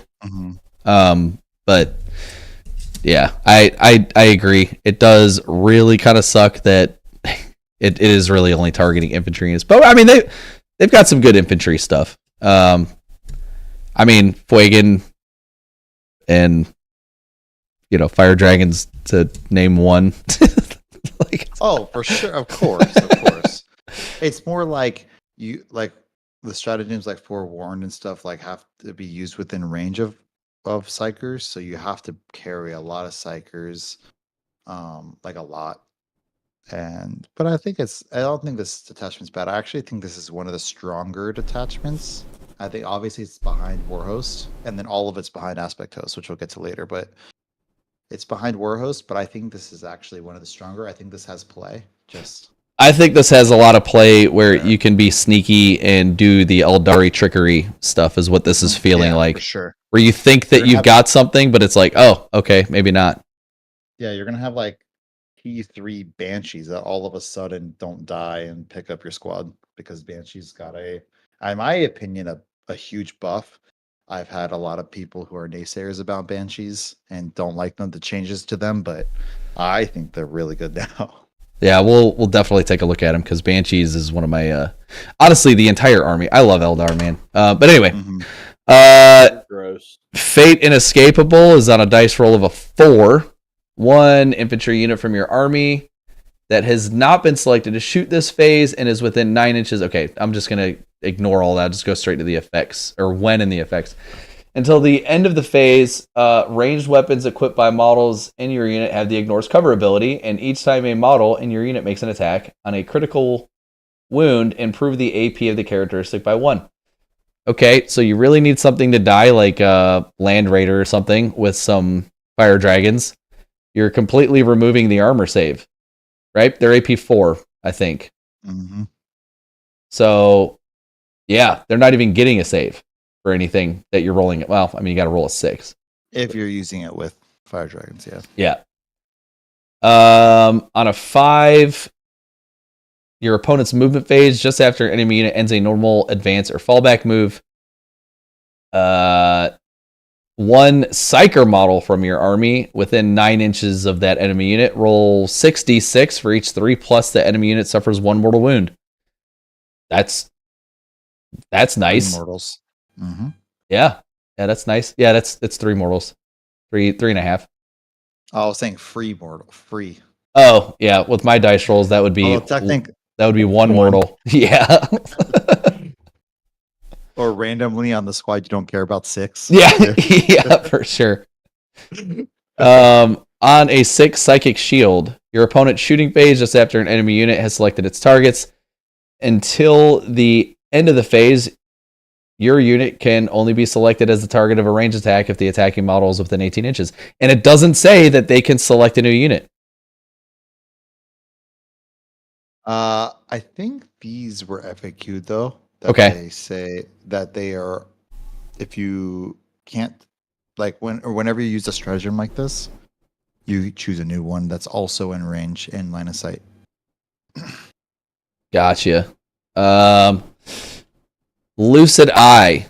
This is 100% a must take for this detachment. You have to take this. Psyker model only in your command phase. You can add 1 to or subtract 1 from the value of 1 fate dice in your fate dice pool. That is 100%. A must take. Runes of Warding. Psyker model only. Models in the Bear's unit have the Feel No Pain 4+ ability. Okay, against mortal wounds, psychic attacks, and critical wounds caused by attacks with the Devastating Wounds ability. That's actually not bad. I wonder, I mean, depending on the cost, that isn't that bad. You're already toughness 3 though with almost everything. It's not like it really matters all that much. But yeah.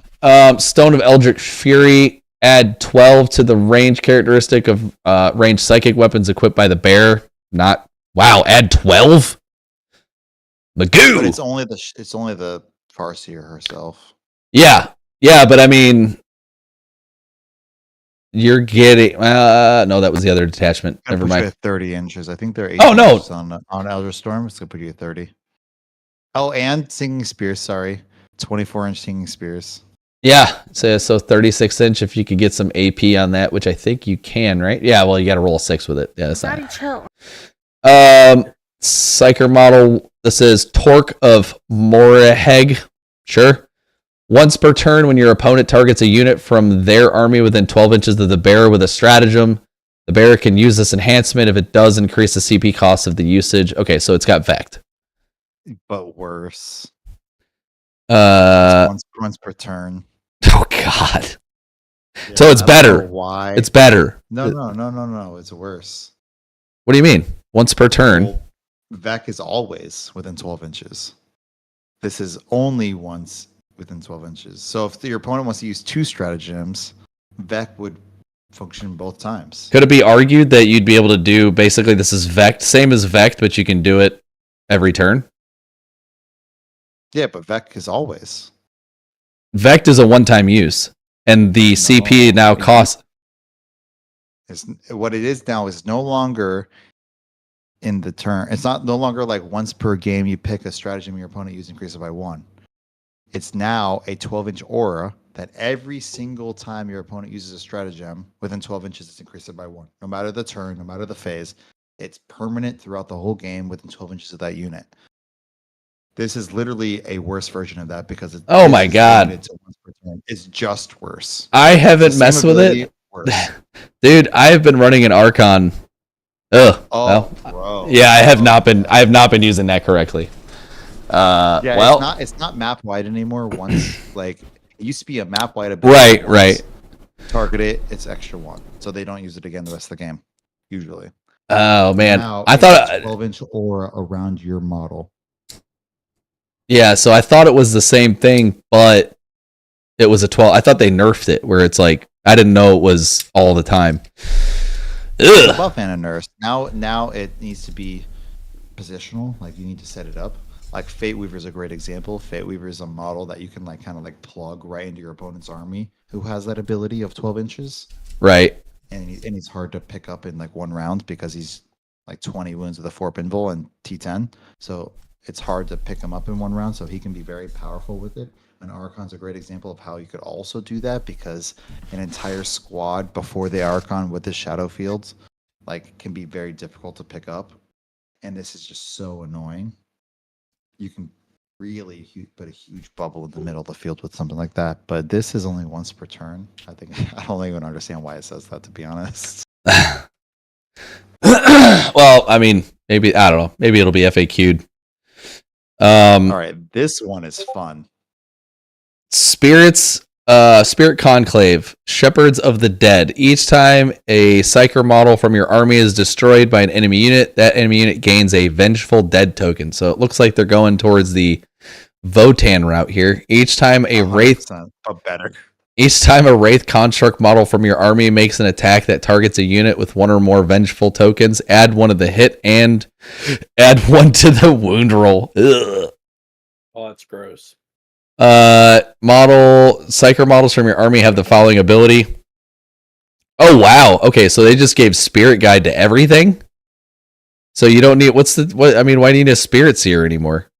Anyway, while a Wraithblade, Wraithguard, or Wraithlord unit from your army is within 12 inches of this model, that unit has the Battle Focus ability. Oh my! Fast-moving Wraithblades and Wraithguard. Ew. Oh my god. Oh my god.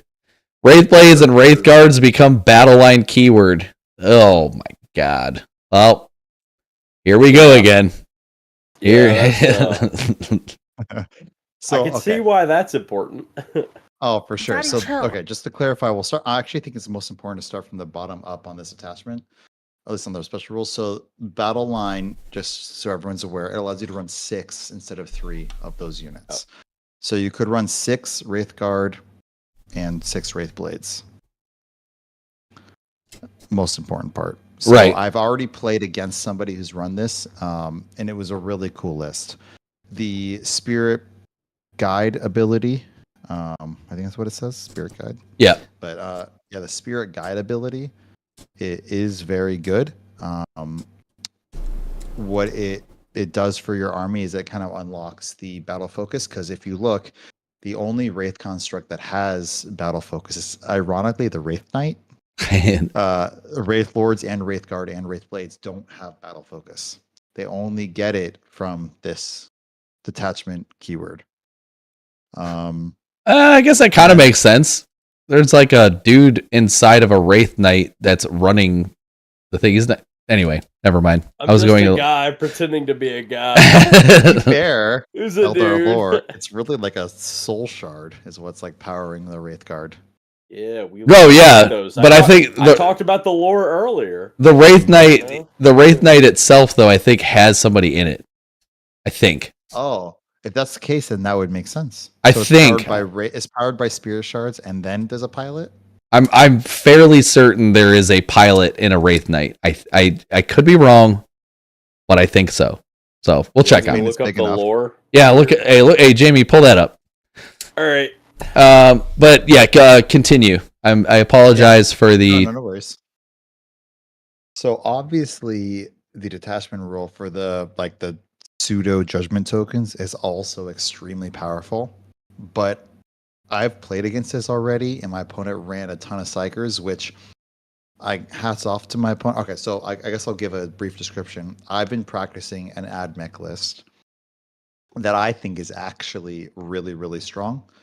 Super off meta. I think it's really good in singles. I played against a very, very, very, very strong player, John Sweet. He's been to Worlds, or he's qualified for Worlds before. Very powerful player in our local scene. He was trialing this. We played a game on TTS. He ran, I think, 25 or 30 Wraith Guard / Wraith Blades. To give you an understanding, the Wraith Guard are the shooting ones, Wraith Blades are the melee ones. Wraith Blades can run either an axe or a sword. Axe has less attacks but higher damage, AP, and strength. Swords are like lower of those things but way more attacks. Or Wraith Guard, who have two different gun options. They have like a single shot anti-tank gun, super powerful. Does no longer have dev wounds like it used to. But Thank God. Powerful. Yeah. This is what balanced them. If you look at their points, they've dropped a lot in points. But they all Wraith Guard and Wraith Blades lost 1 toughness, and their weapons got worse. So they are way more balanced. Now they're just like a pretty solid Terminator choice. They're like an Eldar Terminator right now. Is the way I would say that they are. Are they is it still only 12 inches for their range for their D-Scythe or the anti-tank gun? The anti-tank. Or was it 18 inches? 18 inches? Okay, all right. I couldn't remember if it was 12 or 18. Yeah, the gun's like, I'll pull it up. I think it's 14, strength 14, -3, and then it's like D6 +1 damage. So it's like a better last cannon. Yep. Hits on 4s, but with their abilities like wild. I guess we should really take a second to talk about the changes to Wraith Guard. Do you want to pull up their data sheet real quick? They actually are way different than they used to be. It's one of the data sheets that I think changed the most. Yeah, let me. Are you sure you want to go to that yet? Because we might digress. Do we want to go through the enhancements, or do you want to do the Wraith the Wraith Guard first? I think we should do the Wraith Guard first because I think that the enhancements aren't actually that significant, to be honest. I actually feel like there's going to be a lot of detachments that, or if anybody who plays the Wraith Construct detachment, so like the Spirit Conclave, won't be running that many of the enhancements, if any. They're just going to be running it for its detachment rules, plural. Wraith Knight. Where did you go? Oh, there they are. There you are, Peter. All right. Wraith Blades. We'll cover that one first because it's at the top. You want your lore extract about the Wraith Knights, about pilots. Yeah. So they do have people that are living Eldar inside of them, but they're not regular pilots. They're often recruited who have lost their twin in battle. I don't know what that means because I don't know enough about Eldar lore. But there are people inside of them, but they're not like typical pilots. Aha! There's a reason why they're there. What I'm saying is that they're not easily warp touched. Like they can endure warp, so that's why they're selected for that role. Got you. All right, cool. I remember my army. Yeah, you did. Um, Reading it is very confusing. I feel like some of the stuff might have been retconned because I can see that. because it's saying like, oh, some of them are, some of them are not. I'm like, ooh, that smells like retcon because that's not very consistent. All right. So the Wraith Blades, I appreciate that, dude. Thank you very much for proving me right. You welcome. Malevolent Soul's abilities. Each time a model in this unit is destroyed by a melee attack, if that model has not fought this phase on a 3+, they get to fight again. Or they get to fight. Psychic Guidance. While this unit is within 12 inches of one or more friendly Psyker models, this unit have a leadership characteristic of 6+, and each time a model in this unit makes an attack, add 1 to the hit roll. Okay, so they get +1 to hit when they're within 12 inches of a Psyker, and I'm assuming it's something similar for the Wraith Guard. These guys have 3 wounds apiece. They're toughness 6, which is a great toughness. I think toughness 7 is kind of where it's at, but So they used to be toughness 7, to clarify. Right. This is a decrease. Right. But they are much cheaper points wise than they used to be. Which I'm super thankful for, because I have shot lots and lots of lances at Wraithguard and nothing died. So very nice to be able to win these guys on 2s. I think if I remember right, they used to be like, if I could be totally wrong on this, but I think if I remember right, they were like 37 points a model or 35 points a model before. I don't remember. So they were pricey before. Now they are much more affordable. Not by much. I mean, they're still in that range, but I think they lost like several points per model, like between like 5 to 10 points per model. Don't quote me. I'm not 100% clear on what they used to be. They're still really durable, and the Wraith Guard are really strong still, but not for the anti-tank gun anymore. So also not only did it lose the strength, but the anti-tank gun on the Wraith Guard, I think it's called Wraith Cannon, lost dev wounds, which is very important. Yeah, no, and it makes it balanced for sure. I completely agree. These guys are hitting on 3s. They get 1 attack apiece, strength 14. AP. They're going to be wounding everything always on a 2, pretty much, because you're going to be getting your +1 to hit, +1 wound. So they're +1 to hit. They get a plus. I need to go back up to the thing. They get a +1 to hit, +1 to wound. So this does not stack. They're not going to be able to be hitting on 2s.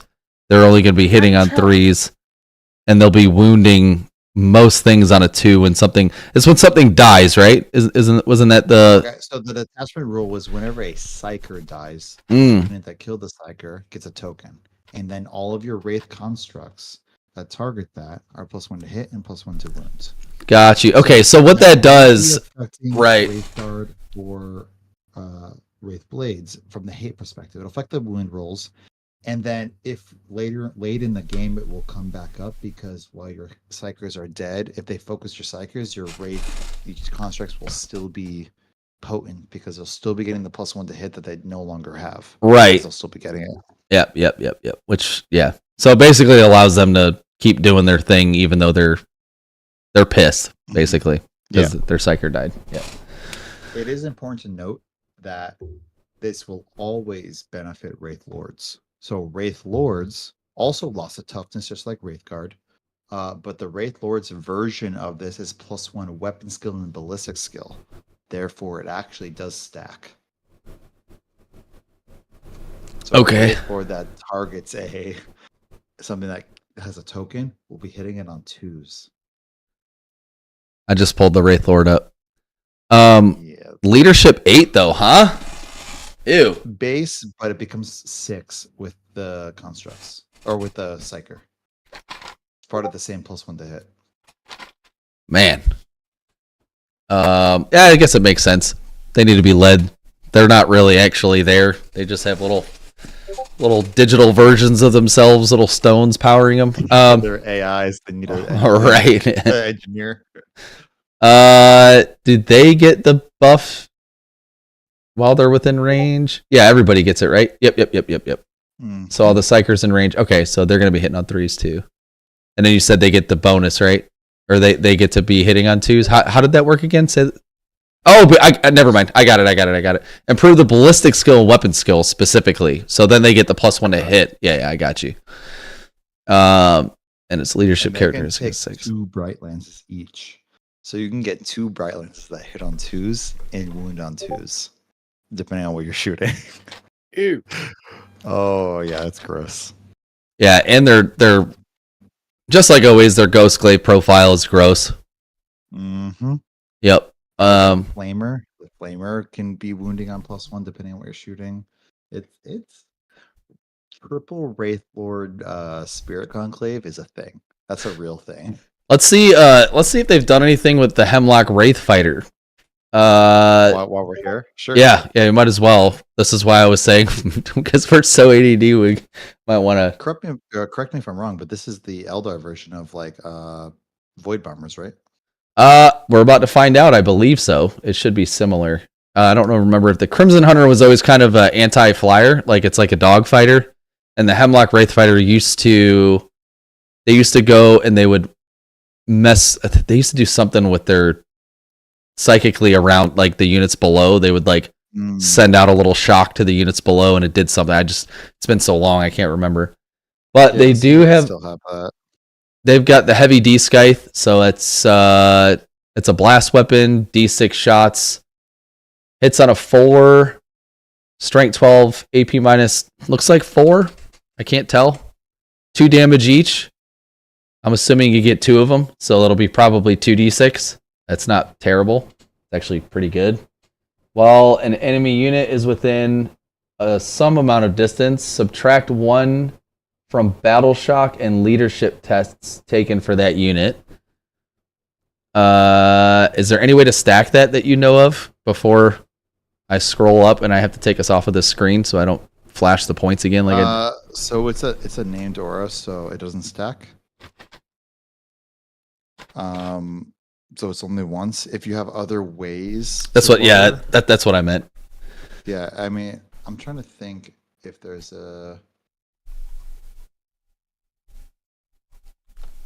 maybe like I have to go back and look. There might be one of the shooting units, like Dark Reapers or something, or maybe Swooping Hawks that like battle shock something when they shoot it. No, Swooping Hawks do mortals. Dark Reapers, do they battle shock? Oh, you know what? Maybe it's the Magan Ra, the Dark Reaper leader. Does he battle shock something? Oh, he sure does. Okay, here you go. In your shooting phase, after this model has shot, select one enemy hit by its attacks. The enemy unit must take a battle shock test, subtracting -1. Yeah, so that's -2. So you could combo those together. I don't think it's valuable enough to. Well, I mean, if you're already there, if you already have it, it's something I mean, maybe, yeah, for sure. I mean, why would you bring a Hemlock Wraith Fighter? What are you just going to randomly bring it? But we did not go over the enhancements. Light of Clarity, Spirit Model Seer only. In your command phase, select one friendly Wraith construct within 12 inches of the bear until the start of your next command phase. Add one of the OC characteristics, which is one thing I forgot to look at. And that you... Oh, excuse me. And add 3 to the OC characteristic of monster models in that unit. So if you target a Wraith Lord, it's +3, or a Wraith Knight +3. So Wraith Knights are like 8. Oh no, the Wraith Knights are 10. Wraith Lords are probably like 5 if they're like something like that. And Wraith Guard are 1. So that makes the Wraith Guard 2. But also to clarify, just so everyone's aware before we keep talking about it, Wraith Guard are max 5 in a squad now. Wraith Guard and Wraith Blades, max 5. Oh. Well, I guess that... So, oh, go ahead. So go ahead. Spirit Seers, to clarify, no longer attached to Wraith Guards or Wraith Blades. Now they are a kind of like an engine seer for Wraith Guard. They are a leader, or sorry, they're no longer a leader. They're just an individual character that gets blown up within 3 inches of Wraith constructs. Okay, that makes sense. That's what I was asking earlier. I'm like, what? Spirit Guide? That was kind of the Spirit Seer's, thing. The whole reason for existence. Stave of Kurnos.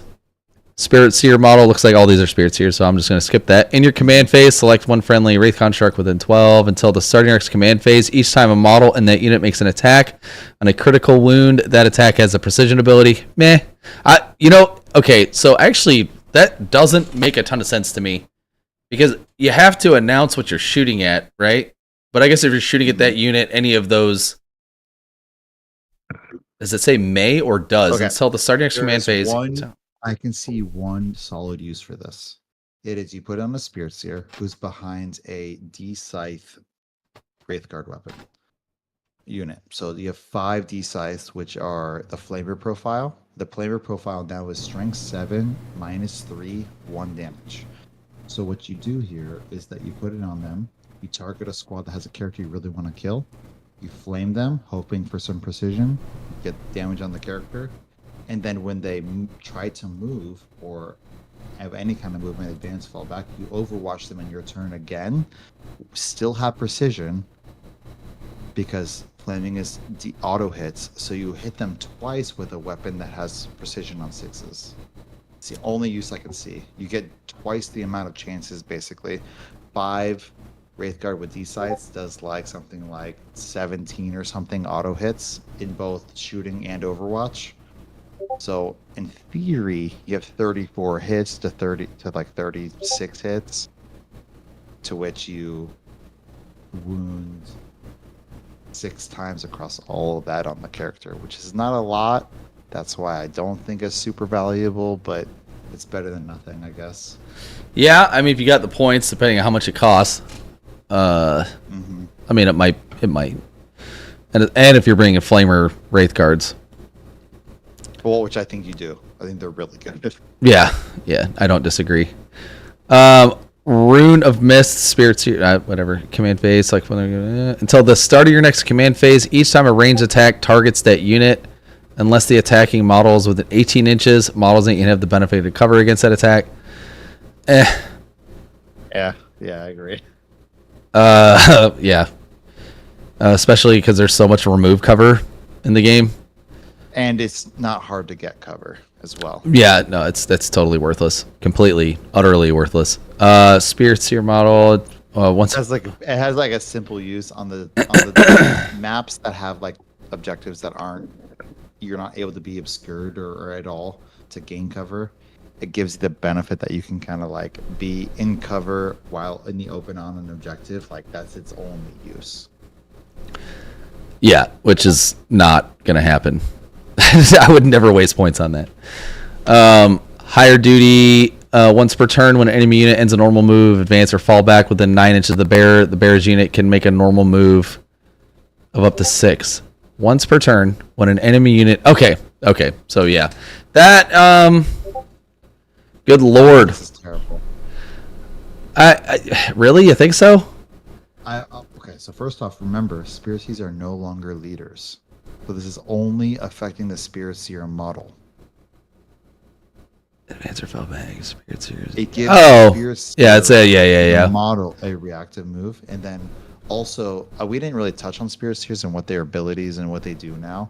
So a Spirit Seer has like 3 abilities. It has the Lone Op ability, just like Engine Seers, or Tech Marines, or Orc Mechs, or whatever you're referring to, but for Wraith constructs. So within 3 inches, it's 12-inch Lone Op. After that, it has 2 abilities. It has a in the command phase. So this doesn't help that. In the command phase, 1 unit within 6 inches, it can either restore a model, so it can put a whole Wraith construct back to the unit, which is very good. It's like 30 or 35 points of model back, depending on what it actually ends up costing. Or it gives or it gives like D3 wounds back if there's no models to return. So it can heal like a Wraith Lord for D3 wounds. It can heal a healthy Wraithguard squad a couple wounds, whatever. The second ability it has that's not the one-op is that it selects your Wraithguard unit and selects an opponent that it can see within 18 inches. This is in the movement, the start or end of its movement, and it gives your Wraithguard unit sustained 1. So that's pretty good, but like not crazy. Sustained 1s on weapons that hit on 3s. and with very few shots. It's better for Wraith Blades because Wraith Blades can have a lot of attacks. Right. Like it's much better for Wraith Blades. So this enhancement is only good if you're really trying to keep your Spirit Seer like alive at all times, or get some funky like scoring out of it. Like it's not worth its points in my opinion because it only affects the model. If Spirit Seers could attach to a unit and this gave the unit reactive move, I would say okay, 100% auto include. But for a Spirit Seer only, I would say it's not worth it. That's why I feel like these enhancements are kind of dog with the whole detachment. Yeah, I think I could make a point for the precision one. Yeah. Mm-hmm. If I had the points, like I said, it all depends on how much it costs. For sure. I mean, if it's 15 points and you've got 15 points, sure, I'll take it. I mean, for precision. Light of Clarity is slightly better though. Mm-hmm. They're both 15 points. I take Light of Clarity over Staff of Kurnos. Right, for the OC. Yeah. Yeah, Amy, because the OC is in your command phase, and most importantly, it says in your command phase. So this can flip an objective. If you're contested or slightly losing an objective, this could flip it because before scoring by being in your command phase, because scoring is at the end of your command phase. Listen, man, if we just kill everything, then we don't need to worry about the OC. True. You know. True. Very, very fair point. No, just kidding. All right, so stratagems. Seer's Eye, one Psyker model, friendly, Wraith Construct within 12. I believe these are probably going to mostly be that, right? Whatever. Mm-hmm. Select one enemy unit. The whole army's going through, yes. Yeah. Select one enemy unit visible to your Psyker model until the end of the phase. Each time a model in your Wraith Construct unit makes an attack that targets that enemy unit, you can ignore any or all modifiers to the AP and or damage characteristic of that attack. Okay, so it tells... That's really good. Yeah, really powerful. That is really good.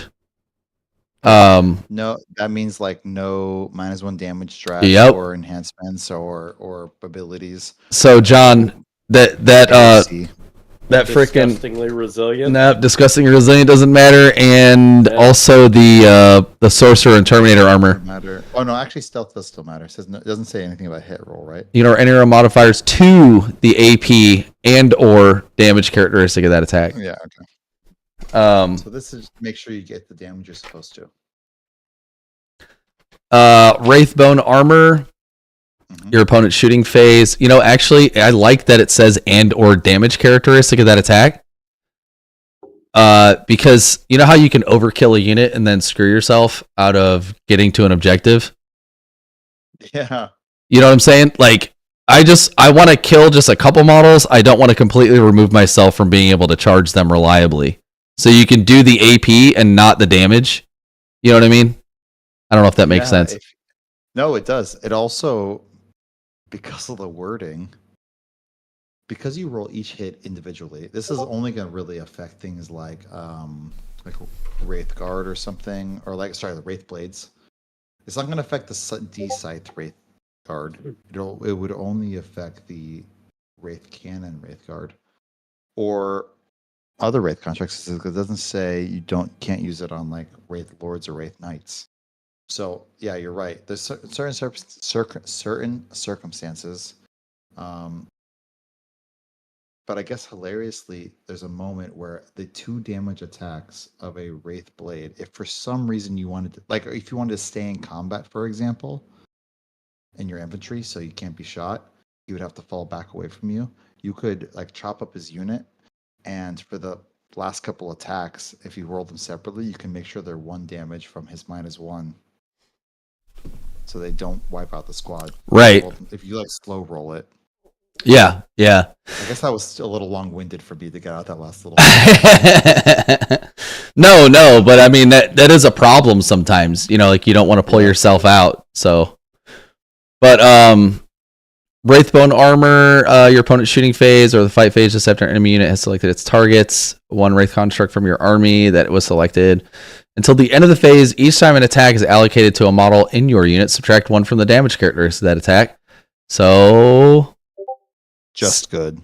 it is very good. That is disgustingly good. Some would say disgustingly resiliently. Disgustingly resilient. Which is funny because the Seer's Eye is like the anti-Wraithbone armor. I like it. So in a mirror match, that'll be funny. It's like, okay, you're gonna spend that. I guess I have to spend this. Blades from Beyond. In the fight, in the fight phase, a Wraith Blade, Wraith Lord, or Wraith Knight. Until the end of the phase, melee weapons equipped by models in your unit have the Devastating Wounds ability. No! Oh no, that's terrible. I will be Terrible. evecting that. That is a battle tactic, 100%. Yeah, that's no reason to even talk about that. That's good. That's really good. Mm-hmm. One Wraithblade, Wraithguard, or Wraithlord unit from your army, and one Psyker model from your army, and this is in the command phase. Until the start of your next command phase, your Wraithblades, Wraithguard, or Wraithlord unit is considered to be within 12 inches of your Psyker model for the purpose of Psychic Guidance and Spirit Guides ability. That's really good. Until the start of your next command phase, yeah. So you could be across the board, and it's considered to be there. Yep. Very good. Spirit This token. is especially good later in the game. Yeah, for sure. Spirit token. Select one objective marker you control that your unit is within range of. The objective marker remains under your control until your opponent's level of control over the objective. Okay, so it gives you sticky. Always useful. Yeah. Crushing Strides, your charge phase just after basically a Wraith construct ends a charge move. Select one enemy unit within engagement range and roll 1d6 for each Wraithblade model in your unit, or roll 4d6 if it's a Wraithlord, or roll 66 if it's a Wraith Knight. For each 3+, the enemy unit suffers 1 mortal wound. 6d6. It's 1 mortal wound. It's good. Not something I'd probably... I mean, unless I really needed something to die, I would say that's probably one of the lesser ones. That Blades from Beyond is really good. I'd say the first 3 are probably... Well, first 4 are actually really useful. Fuck, first 5... Actually, the only not good one is Crushing Strides. And even that thank you, has a baby. place if you really need it. Yeah. Definitely very niche and situational. Yeah. No, that's really good. That's a really good detachment. I think it's really good. The problem is I'm not 100% sure that Wraith, I guess, just like the Wraith Blades and Wraith Guard are worth their points at the moment. I actually think they're going to get a points drop. I think that they're actually a little expensive for what they do, specifically because you can only run 5-man squads of them. I think that I don't really understand why they are only 5-man squads.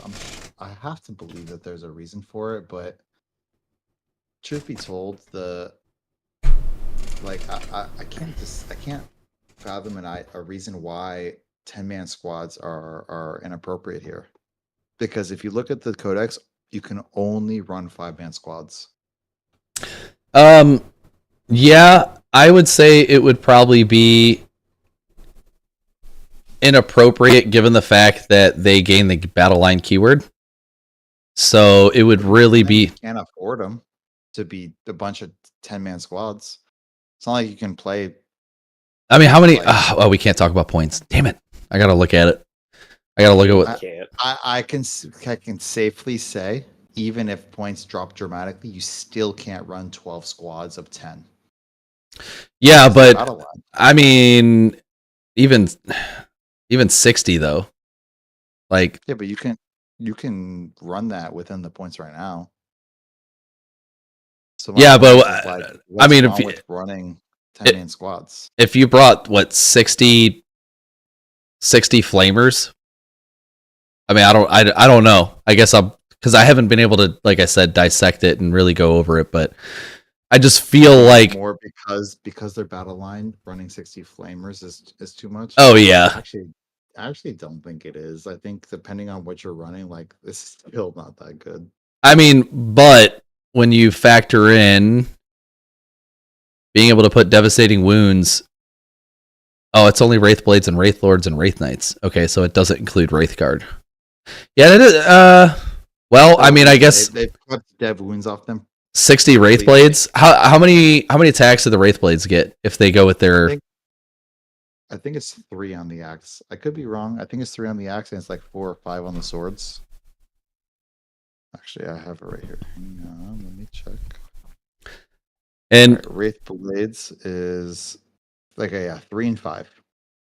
The Wraith, the big benefit here is that no matter which weapon you run, it's 2 damage. But the strength is 7 versus 5. You get 2 extra attacks at 5, or it's only 3. So it's 3 attacks at 7 strength, or 5 attacks at 5 strength.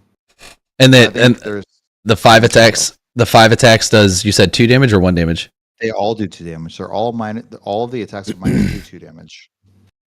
No matter what profile you pick. So you're more attacks at lower strength. Okay. Or higher strength at less attacks. So 60 Wraith Blades at low strength with dev wounds.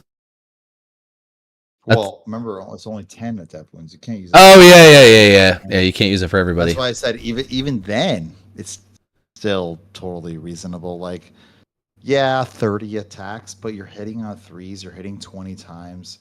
If you do the sustain from like the spirits, you're getting an extra 5 hits. So you're hitting 25 times. And then only 4 dev. Do we really care that you spend a CP for 4 dev? It's not like you have reroll the wound. Yeah, I don't think you're wrong. I'm definitely going to play devil's advocate as much as possible, but Of course. yeah, I think they're probably very apprehensive because of what happened in the beginning of 10th. Of course, yeah. But So it wasn't even that. It was the Wraith Knights. The Wraith Knights are what broke it. It was never the Wraith Guard. Oh, no. Hold on. I'm going to have to argue a point on that. Their dev wounds, being able to shoot at you in that phase, like in their shooting phase, and then when they get shot at, they get a free Overwatch that hit on normal ballistic skill, and they had the keyword pistol when they first came out, so they could shoot in combat too. It was Did they really have yes, they did. I didn't know that. Yeah, they had to remove it. They basically kept removing like one thing at a time and then adding points to everything Until it was balanced. until Fair and balanced. And then it wasn't balanced anymore. Then they were just unplayable because they were bad. people were still bringing them. I mean, True. I mean, I played actually Jack Harpster at a local GT, Mr. Ardor himself, or one of them rather. There's like 6 of the main faces, but yeah, I played Jack Harpster, and I was unfortunately running a Monster Mash, and he decided to run Eldar that specific tournament with Wraithguard with a Spirit Seer that was double buffing them with 2 different Farseers with Guide and Fortune.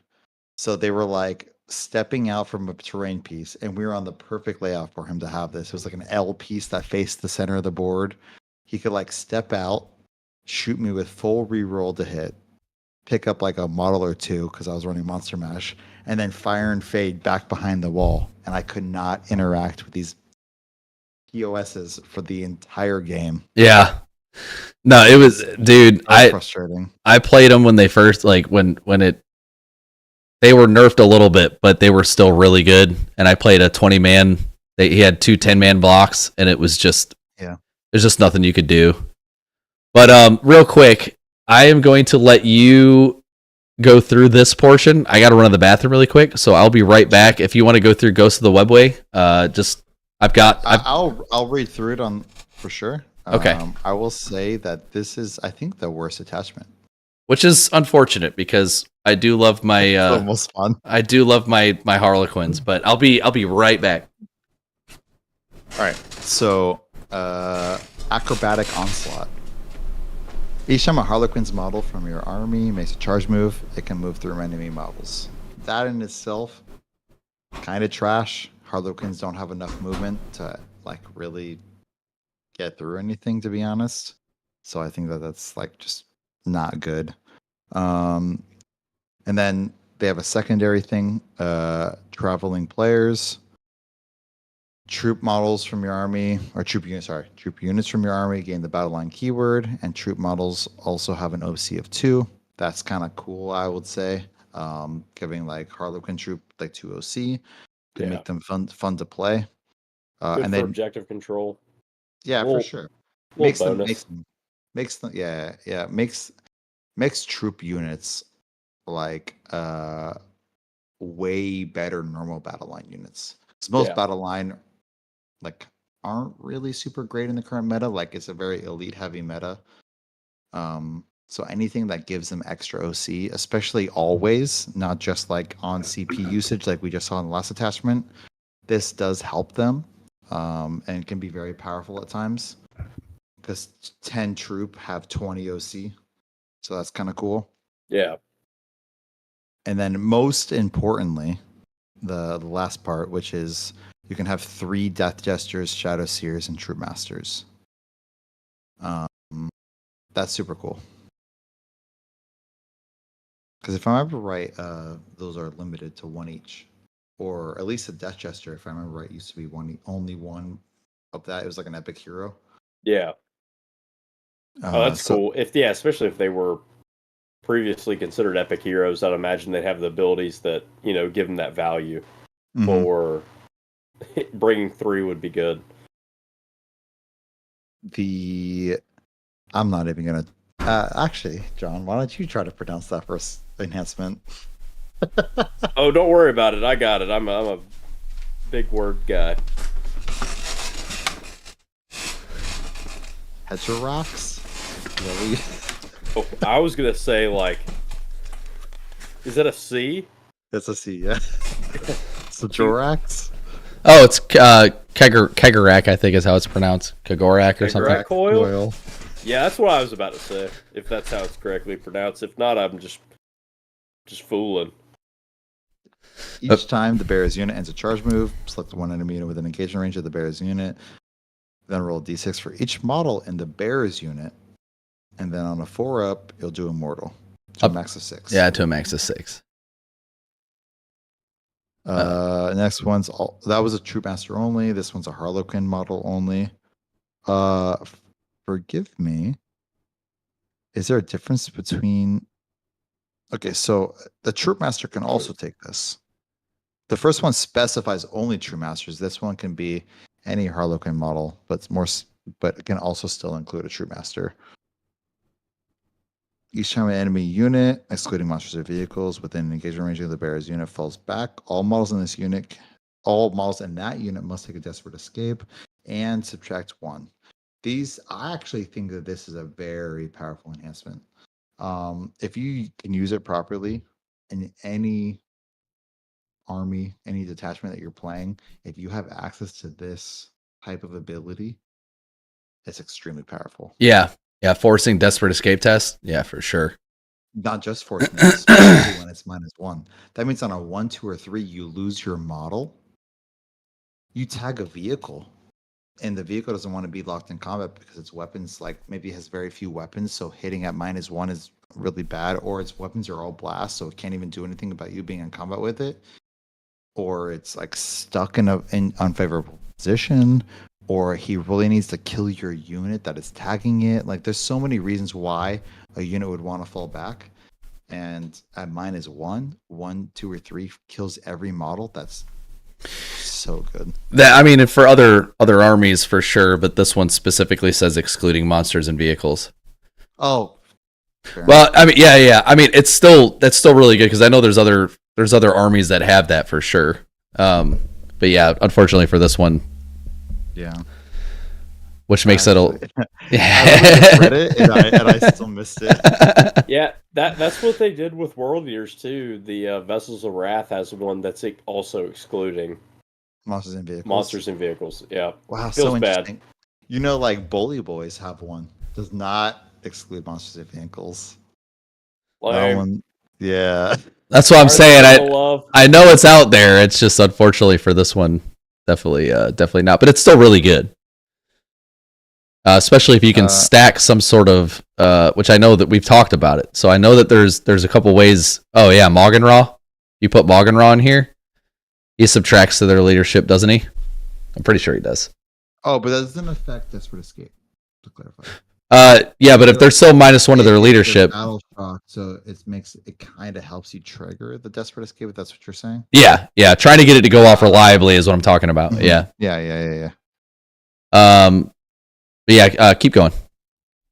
The next one's for Death Gesture. Just makes it kind of like is a super upgrade for the Death Gesture.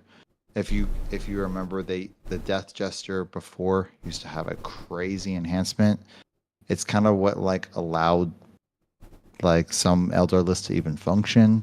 The Death Gestures used to just have, I think it was called Fate's Messenger before, if I remember right. Yeah. Yeah, I know which one you're talking about. Yeah. I'm almost certain it was called Fate's Messenger. It allowed you to like change a die roll to like a 6, and you could just every time it murk attacked. characters. Yeah.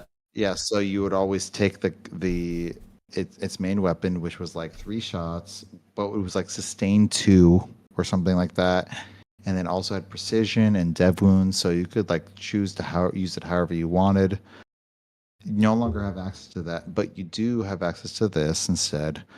So each time the bearer makes an attack that targets a unit that's below half strength, every hit is a critical hit. Yeah, I need to look at his profile. Yeah. But I have the enhancement up, so I can cite back to it. You go ahead and pull up that. oh, you pull up. Are really solid. You're gonna pull up Death Jester.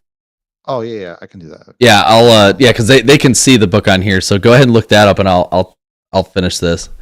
Mistweave, Shadow Seer model only. While the bearer is leading a unit, models in that unit have the Infiltrator's ability. That's always good. As we know, if you've seen me talk about Infiltrate and Scouts, I'm a big fan. Yep. A lot of area control. Yes, for sure. Infiltrate. Unless you're playing against Necrons, and it's never a good thing because it's Necrons and they're mean. They're big meanies. Yeah. We don't like them. All my homies hate Necrons.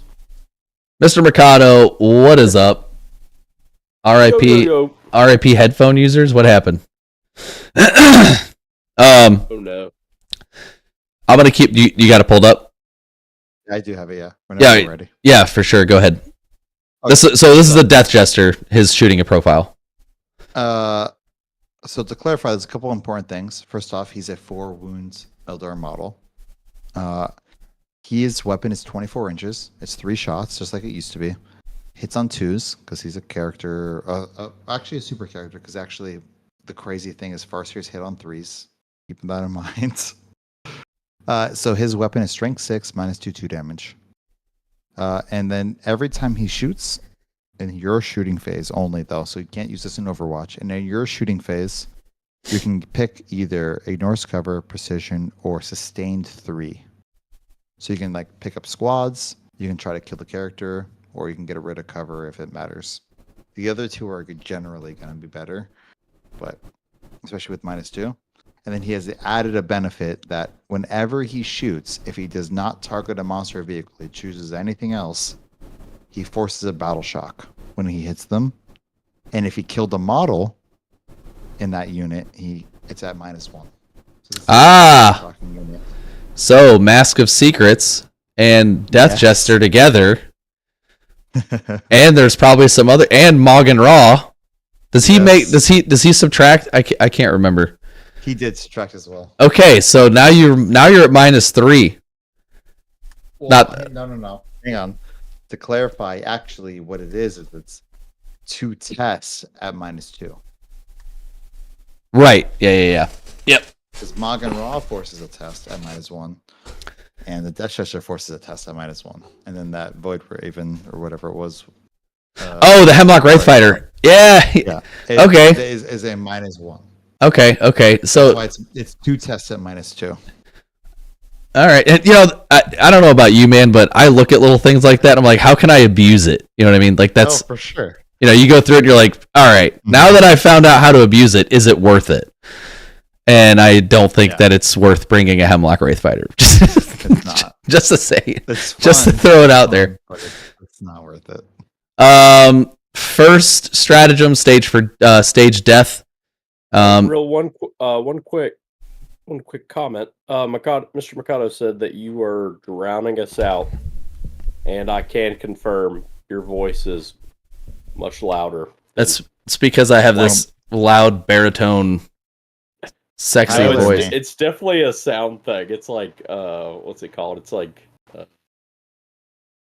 breaking, like when it talks, like through computer. Yeah. That's fine. That's fine. I'll just pull the mic away. Not a big deal. Thank you, though. I appreciate that, Mr. Mercado, for pointing that out. Nobody else did. You guys are a bunch of traitors. Stage death. This should be better. I pulled this significantly farther away from my mouth. One Harlequin character model from your army that was just destroyed. You can use the stratagem on that model even though it was just destroyed. At the end of the phase, set your model back up on the battlefield as close as possible to where it was destroyed and not within engagement range of enemy models with half of its starting number of wounds remaining. Each model can only be targeted with the stratagem once per battle. Sorry, somebody just texted me. They're like, I told you that at the beginning. Don't you dare. I didn't realize I was that much louder. I didn't realize I was drowning you guys out. But anyway, that isn't bad. That's actually that's really cool. That's a stratagem. It's not like an enhancement. Especially on your Murderer's Jest, Shadow Seer. Yeah. I just want to clear. We didn't actually touch on this point. The most important thing is that if the Murderer's Jest targets a half unit or half health unit,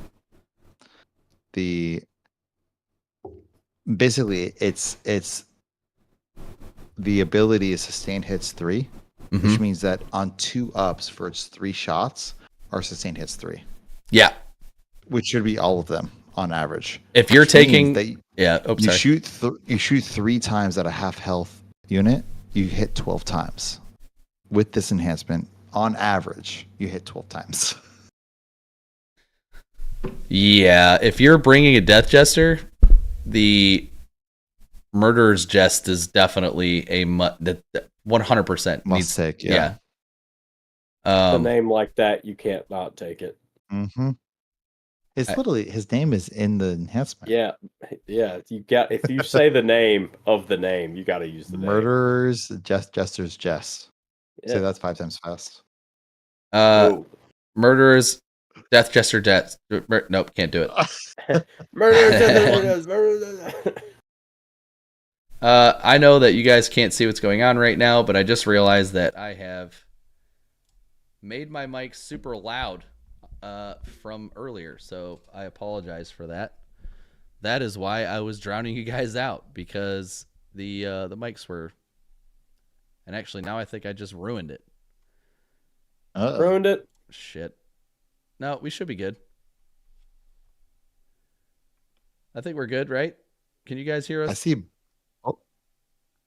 Are we good now? I think we should be good. Yeah, it's good. Hey, John, you can hear me on your end? Yeah, I just checked it. You're good. Okay. All right, cool. We're actually all kind of loud now, but it's good. All right. Yeah, sorry about that. It's very equal. So we played a game the other night. Unfortunately, I have these, well, not unfortunately, I have these little lapel mics, and they don't do well by themselves, so I have to like bump the gain up really high to be heard at all while we're playing. And I completely forgot to remove that when we started, so good call. Thank you. I'm glad I just figured that out because I'm stupid. But anyway, Heroes Fall. Fight phase just after an enemy unit has selected its targets. One Harlequin's unit from your army that was selected as the target of one or more of those attacking units' attacks. Till the end of the phase, each time a model in your unit is destroyed, if that model has not fought this phase on a 4+, this is dupe. It's on a 4. That's boop. I mean, unless your entire army goes out at once. Well, hang on. What's the caveat? It's and one Harlequin's unit from your army that was selected as the target. It's in the fight phase. Basically, it gives you fights on death, but on a 4+. And I just can't stand the 4+ crap because it's not good. It's a very feels bad. The only way you're really getting any use out of this is if you've got a fully kitted out unit, like a full man unit, and it dies in somehow one. you totally misplayed. Yeah. But also, it's not reactionary. You have to do this before, so like you have to assume that your squad's gonna get wiped, and you have a invul in combat, so it's like the math sucks. It's just a bad strat. It is a bad strat. I didn't even realize that. Yeah, after an enemy has selected its targets, it's not even if it died. Ooh. So I mean, Yeah. you can math that out usually okay, unless you accidentally roll really well and you just spend a CP for nothing. Yeah, that's a big feels bad though. yeah, that is a dupe. And even dupe. then, for troop like swing, anything that has the capability of wiping out 10 troops or 10 Harlequins in one shot, like probably also has like a solid save, and it's probably tougher than you. Like that's always been Harlequin's weakness, is that their strength is so low. Well, like strength 4. Strength like 4, 4-1-1 or I something think like they that. have some anti-infantry, or they have some sort of stuff that makes them a little bit more usable, but you definitely have to pick your targets really well with Harlequins. Mhm. And it is appropriately, I mean, with how bad this is, it's appropriately you know what, the joke's done, never mind. I was gonna We're say done. it's appropriately labeled Heroes Fall, like it's bad, but it took too long to get that out. Anyway, mocking Heroes fall. mocking flight. Your opponent's move phase just after Harlequin's unit from your army fell back until the end of the turn. Your unit is eligible to shoot and declare a charge in a turn in which it fell back. Solid. That's always solid for Harlequins. Trickster's Retort. Your opponent's move phase just after an enemy unit ends a normal, advance, or fallback move. One troop from your army that is within 9 inches of the enemy unit. You can make a normal move up to 6. More movement shenanigans that is totally on par with Aeldari in the first place. End of your opponent's charge phase. One Harlequin's infantry or mounted unit from your army that is within 6 inches of one or more enemy units and would be eligible to declare. Attention, we are being followed. Shall I dispatch the welcoming drones? Hey there, I'm not seeing who just followed. Croc to Bible. That is an awesome name. I absolutely love it. Thank you so much for the follow. We definitely appreciate it. Welcome to the Horde. Thank you, Croc to Bible. I didn't mess up the name. We are Croc to Bible. we are definitely a super ADD today. We are normally a little bit better about not getting extremely excited about what we're talking about, where we go back and forth so much. But yeah, this is the kind of content we put out. We try to be a little bit laid back, but talk about our competitive armies and how we play them and how better to play them, and just all become better players all around. And we like horror stuff, so you know, if you enjoy watching horror movies or horror gameplay, that's up our alley too. But anyway, one Harlequin's unit infantry or mounted unit from your army that is within 6 inches of one or more enemy units and would be eligible to declare a charge against one or more of those enemy units if it were your charge. All right, we're gonna go through that one more again. Before you do that, Mogi. Croc to Bible said Ave Dominus Nox, which is the Night Lord greeting. Oh no! By the by. Oh no! Okay, you know, I Hail, brother. I got That you, is- fam. okay. No worries. So I didn't know that, and I'm looking at it, and I'm like, I am gonna come back to that as soon as we get done with these two. But dude, I sincerely appreciate that. I'm really hoping that they give us a Night Lord's army. I was really excited when they brought out the freaking Kill Team box that had Night Lords in it. I was like, oh my god, oh my god, oh my god, oh my god, are they doing Night Lords? But yeah, I don't think they are, unfortunately. Don't forget your Primarch's dead. Hail Night Lord. Yeah, but he did it on purpose. He did it to prove a point, dude. Oh, he did. Which did. is Yeah. super. I mean, I respect it. If you're trying to make a He point was and you way don't die, mentally down bad, but he did do it on purpose. Yeah, he Yeah. let an assassin kill him. So let's just throw It- that out there. if you No, don't the die rumors while are making a that he point, you're not faked making a point. his death. So, wait, you guys both talk at the same time. Say that Oh, again. sorry. I said the rumors are that he faked his own death. Ah, yeah. So they can bring him back. Yeah, for sure. Of course, that's Games Workshop. Yeah. Wait till you see this crazy ass model gonna come out. Some sort of demon Primarch, super psychically powerful model. He's gonna be badass. Can't wait to see his double lightning, crazy demon lightning talons. Yeah, if you're 37 not attacks if he's on the charge. if you're not retconning the lore, what are you doing with your franchise? You know what I mean? Like, if you're not constantly changing the narrative, is it really something you want to be a part of? I also just want to throw out as a little honorable mention.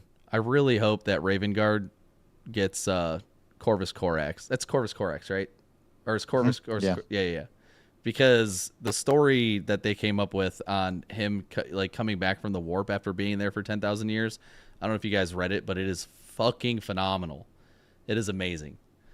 I'm not going to go into it because I don't want to go off on any more tangents before getting through. We haven't even gotten through the freaking. We have one. Oh my god, we have so much to do. Anyway, we still have 2 detachments left. I think. Yep. Oh, we should fast forward because the next one sucks. So let's just go through this.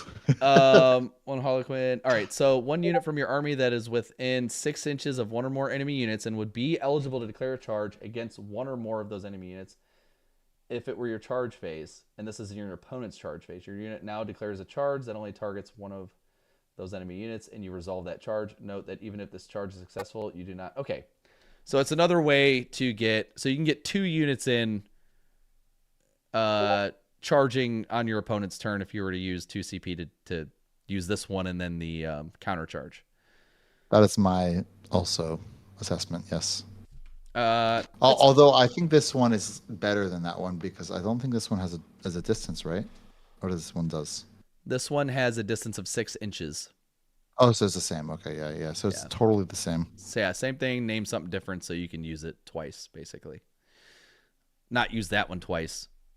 Do it twice. You know what I'm saying. Exit the stage. End of your opponent's fight phase. 1 Harlequin's unit from your army that is not within engagement range of 1 or more enemy units. Remove the unit from the battlefield and place it in strategic reserves. There is a lot of that going on here. Up and down. That's like what I said at the very beginning of this. Aeldar are the movement shenanigans army again. They will movement shenanigans you no matter which detachment you play against. Yeah, for sure. And it's totally justifiable because it is Aeldar. And I love the name. What? Guardian Battle Host? No, it says exit the stage. No, it's perfect. Very Harlequin-esque. Oh, yeah. I love it. 100%. I think it's thematic. I think the detachment's thematic. I love it. Yep, I do. This would be fun to play, but not something I think that I would. I just don't think it's good. I think this is like a 36% win rate. People are going to play it in tournaments because they're fluff bunnies, and it's going to get about a 36% win rate is my estimation. Yeah, I mean, the detachment rule just isn't that strong. It can move through enemy models. I mean, it's not bad. It's just... But the charge range is at max if you roll a boxcars is 12. What are you moving through? It's very niche when that issue comes up. Yes, exactly. I think this is just an unusable. I don't know. I don't think it's unusable. When you've got units like World Eaters that can Blood Surge and try to speed road bump you, or actually if you have anybody using anything that road bumps at all. No, you're right. Actually, you're right. If they like heroically intervene, right, or they have reactive moves or things like that, like. Actually, you're right. You can kind of like sneak some extra charges in. But yeah. I think overall, it's just super weak, I would say. Yeah. Even with that. I agree. There was a Space Wolf list that one of our guys, Dustin, was running, and he was not a fan of the the Fenrisian wolves. Mm-hmm. And I was like, dude, they're great for just road blocking. You know what I mean? Yeah, they are. This would be perfect to get through that, but it's so niche and just it's just not strong enough. If they got if they had a thing where they could move through enemy models and get +1 attack and +1 damage or something, I think it would be a little bit better, but it's like, I don't know. You know what's crazy is I think that's that would be an insanely strong detachment rule, and I still not even sure we played. Yeah, because it's so niche of a situation. Yeah, but I would actually say that +1 to charge in +1 maybe like strength on the charge or +1 attack on the charge, like the aberrant attachment, +1 is +1 to charge and +1 attack on the charge. Like that's pretty good. Yeah. Like I think that might get some play. The move through models part is like a niche portion. I feel like that should just be extra. That should Like, be a strat. that's not a whole or that. I just don't really think that's a whole detachment rule. I feel like that's just like that's like half of a detachment rule. A strat or an enhancement maybe or something. Like one unit can do it. Something that's not the whole thing. Yeah. Guardian Battle Host. We're gonna go through this one quickly. Defend at all costs. Each time a Dire Avenger, Guardian, support weapon, or Warwalker model from your army makes an attack, if that model's unit and or the target unit are within range of one or more objective markers, add one to the hit roll. Mm-hmm. Okay, man. All right. Craft World's champion. This is terrible. Yeah, just the Bears read through unit. it quick. Yeah, has an objective control characteristic of 5. Ethereal pathway. In the deploy army steps, select up to 2 guardian units from your army. Models in the selected units have the infiltrator's ability. That's pretty good. While the bear is leading a Dire Avengers unit or Guardians unit, once per battle round, you can target the bear's unit with the Fire Overwatch stratagem for 0 CP. And while resolving that stratagem, hits are scored on unmodified 5+ or unmodified hit rolls of 4+ instead of the bear's unit within range of an objective marker you control. That's actually not terrible. Yeah. Especially for Dire Avengers, that's actually pretty good. Yeah. Breath of Vol. While the bear is leading a Storm Guardians unit, each time you roll to determine the number of attacks made with a flamer equipped by a model in that unit, you can re-roll the result.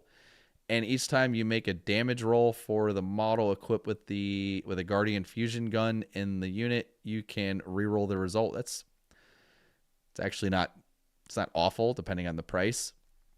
I just don't know if this it's just a weak detachment rule. Warding salvos. Your shooting phase or fight phase, 1 Dire Avenger or Guardians unit from your army that has not been selected to shoot. Until the end of the phase, each time a model in your unit makes an attack that targets an enemy unit within range of an objective marker, you can reroll the wound. Okay, so this is going in the direction of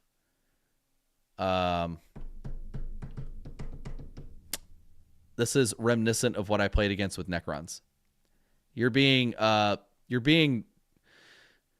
So when we went to this tournament the other day, I played against Necrons and played the Star Shatter or something or other. I can't remember the name of it. But it really punishes you for being on objectives. And I kind of hate it because, well, Necron, I don't think that Avengers, Guardians, or Warwalkers have the oomph to really make this scary, terrifying, like Necrons do. Necrons, dude, they're a little freaking... I can't remember the name of them. The Destroyers, I think. They have a Destroyer unit. I can't remember which one it is. But they have, at half range, they get 24 shots a piece. And if you're on an objective marker, it just makes it worse. And it's so over the top. Especially when you have to play objectives. That's what I'm saying. It punishes you for playing the game. And this is what they're going for here. And I like it. And I know Warwalkers are really good. I don't remember if you can bring them in squads of 3 anymore. Dire Avengers are playable. They're good. I don't know what Asserman has now. I don't know what his abilities are, but he is the leader of the Dire Avengers. One second. The Nutmeg 33 said Locust Heavy Destroyers. Yes, Locust Heavy Destroyers. By the way, welcome to the chat there, Nutmeg. Good to see you. They get 12 shots each at 18 inches. 12 shots each. So I was getting fired at 24 shots each. So I guess maybe my opponent maybe misread, which is fine. I didn't really... Honestly, it was the last game, and I was done.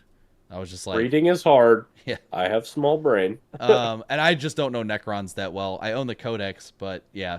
That's fine. It is what it is. Oh! I thought you shot me at 24. They get 12 shots at 18 inches. I could have swore you said there was 24 coming from each of them. I don't know. Like I said, I was extremely tired that day. So yeah, I was about to say, once you play 2 games, once you get to that third one, or at least with me, I was pretty dead. He said I did with 2 of them. Got you. Yeah, you for sure. Dude, at the end of that tournament, I was just done, son. Yeah, I was brain dead, so Um, I would not have been able to tell you. Like well, that last game, I don't even remember. The only thing I remember was me getting destroyed. I'm like, oh well, this is happening, you know. yeah, and on top of that too, like I'm still like I'm not contagious anymore, but I'm still like getting over the remnants of COVID or whatever the hell I had. That it was just it's just so bad. It's just I Yeah, can't. you had the Yeah. Nurgle blessing, brother. But anyway, Nurgle's rot, for sure. Nurgles, yeah, Nurgle's rot.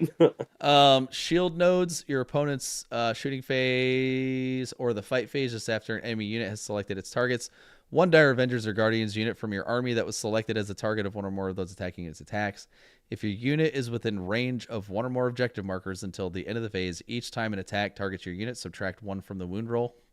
Playing around the objective game on this. Vol's Vengeance. Your opponent's shooting phase of the fight phase or the fight phase just after an enemy unit destroys a Dire Avenger or Guardians unit from your army. One Warwalker unit from your army. After the enemy unit has finished making its attacks, you can shoot as if it were your shooting phase, but when resolving those attacks, it can only target that enemy unit. You can only use the stratagem once per battle round. That's actually not... That's old school Wraithguard, kind of. So, something similar, not the same. One Storm Guardians unit from your army in your movement phase until the end of the phase. Each time your unit advances, do not make advance roll. Instead, add 6 to the move characteristic of models in your unit until the end of the turn. Your unit is eligible to shoot and declare a charge in a turn in which it advanced.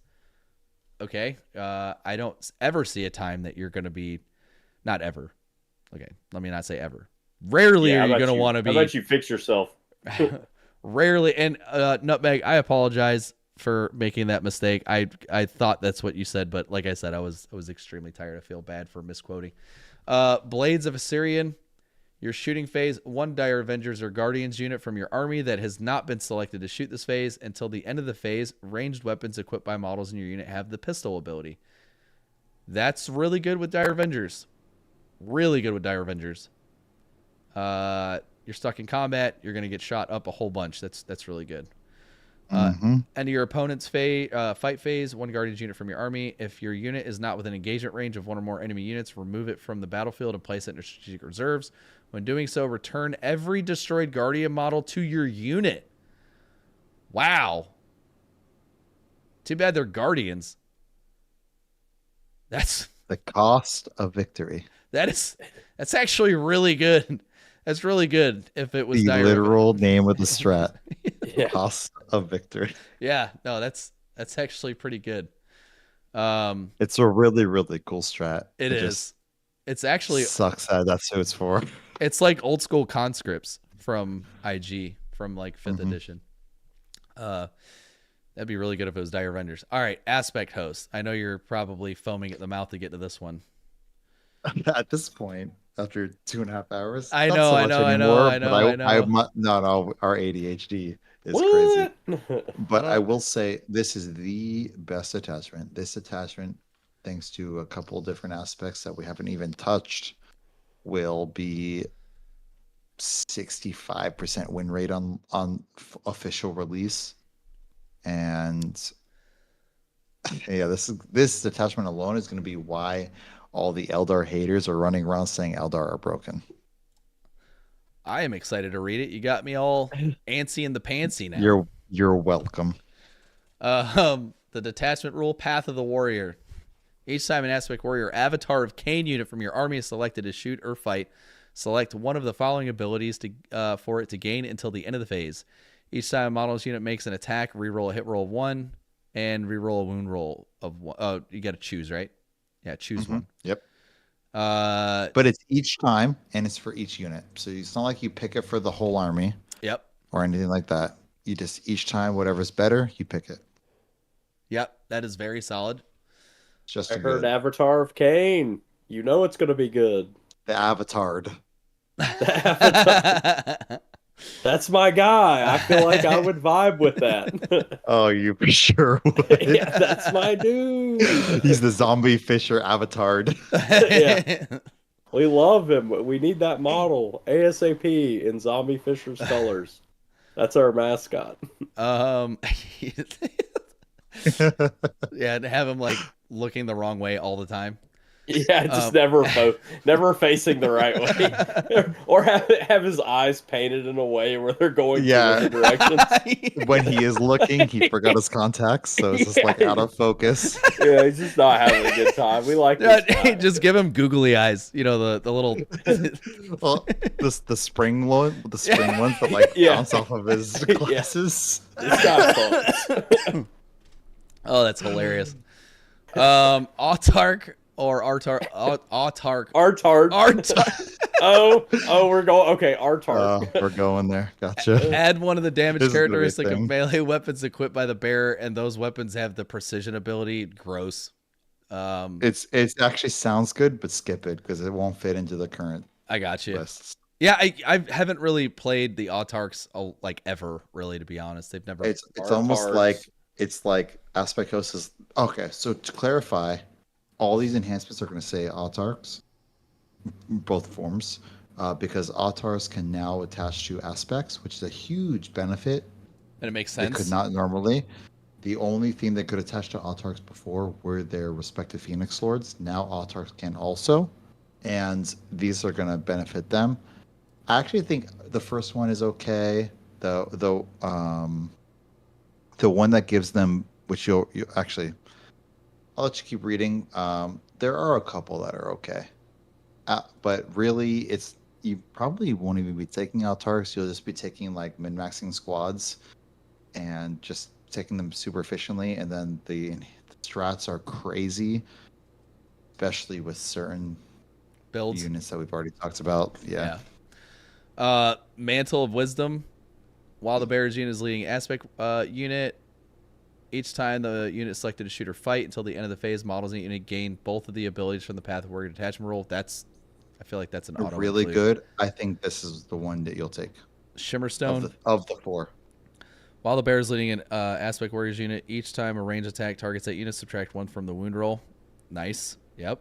For Just sure. solid. If you have points for it, you take that. Strategic Savant. While the bear is leading an aspect unit, add one of the OC characters. All right. Yeah. I mean, Yeah. you're not going to be that's sitting on whatever. objectives with aspect warriors, or that's not what they're there to Nope. do. Mm-hmm. Not at all. Warrior- You'll take Mantle probably every game. Yep. Shiverstone if you have points, and if for some reason you still have points, you'll take the top one, the aspect of I feel murder. like if you have that many points, you probably messed up in your build, to be honest. I concur. 100%. Warrior Focus, which we don't have on this channel whatsoever right now. I'm just saying. True. Warrior Focus, your shooting phase or fight phase. One Aspect Warrior Avatar Arcane unit from your army that has not been selected to shoot or fight.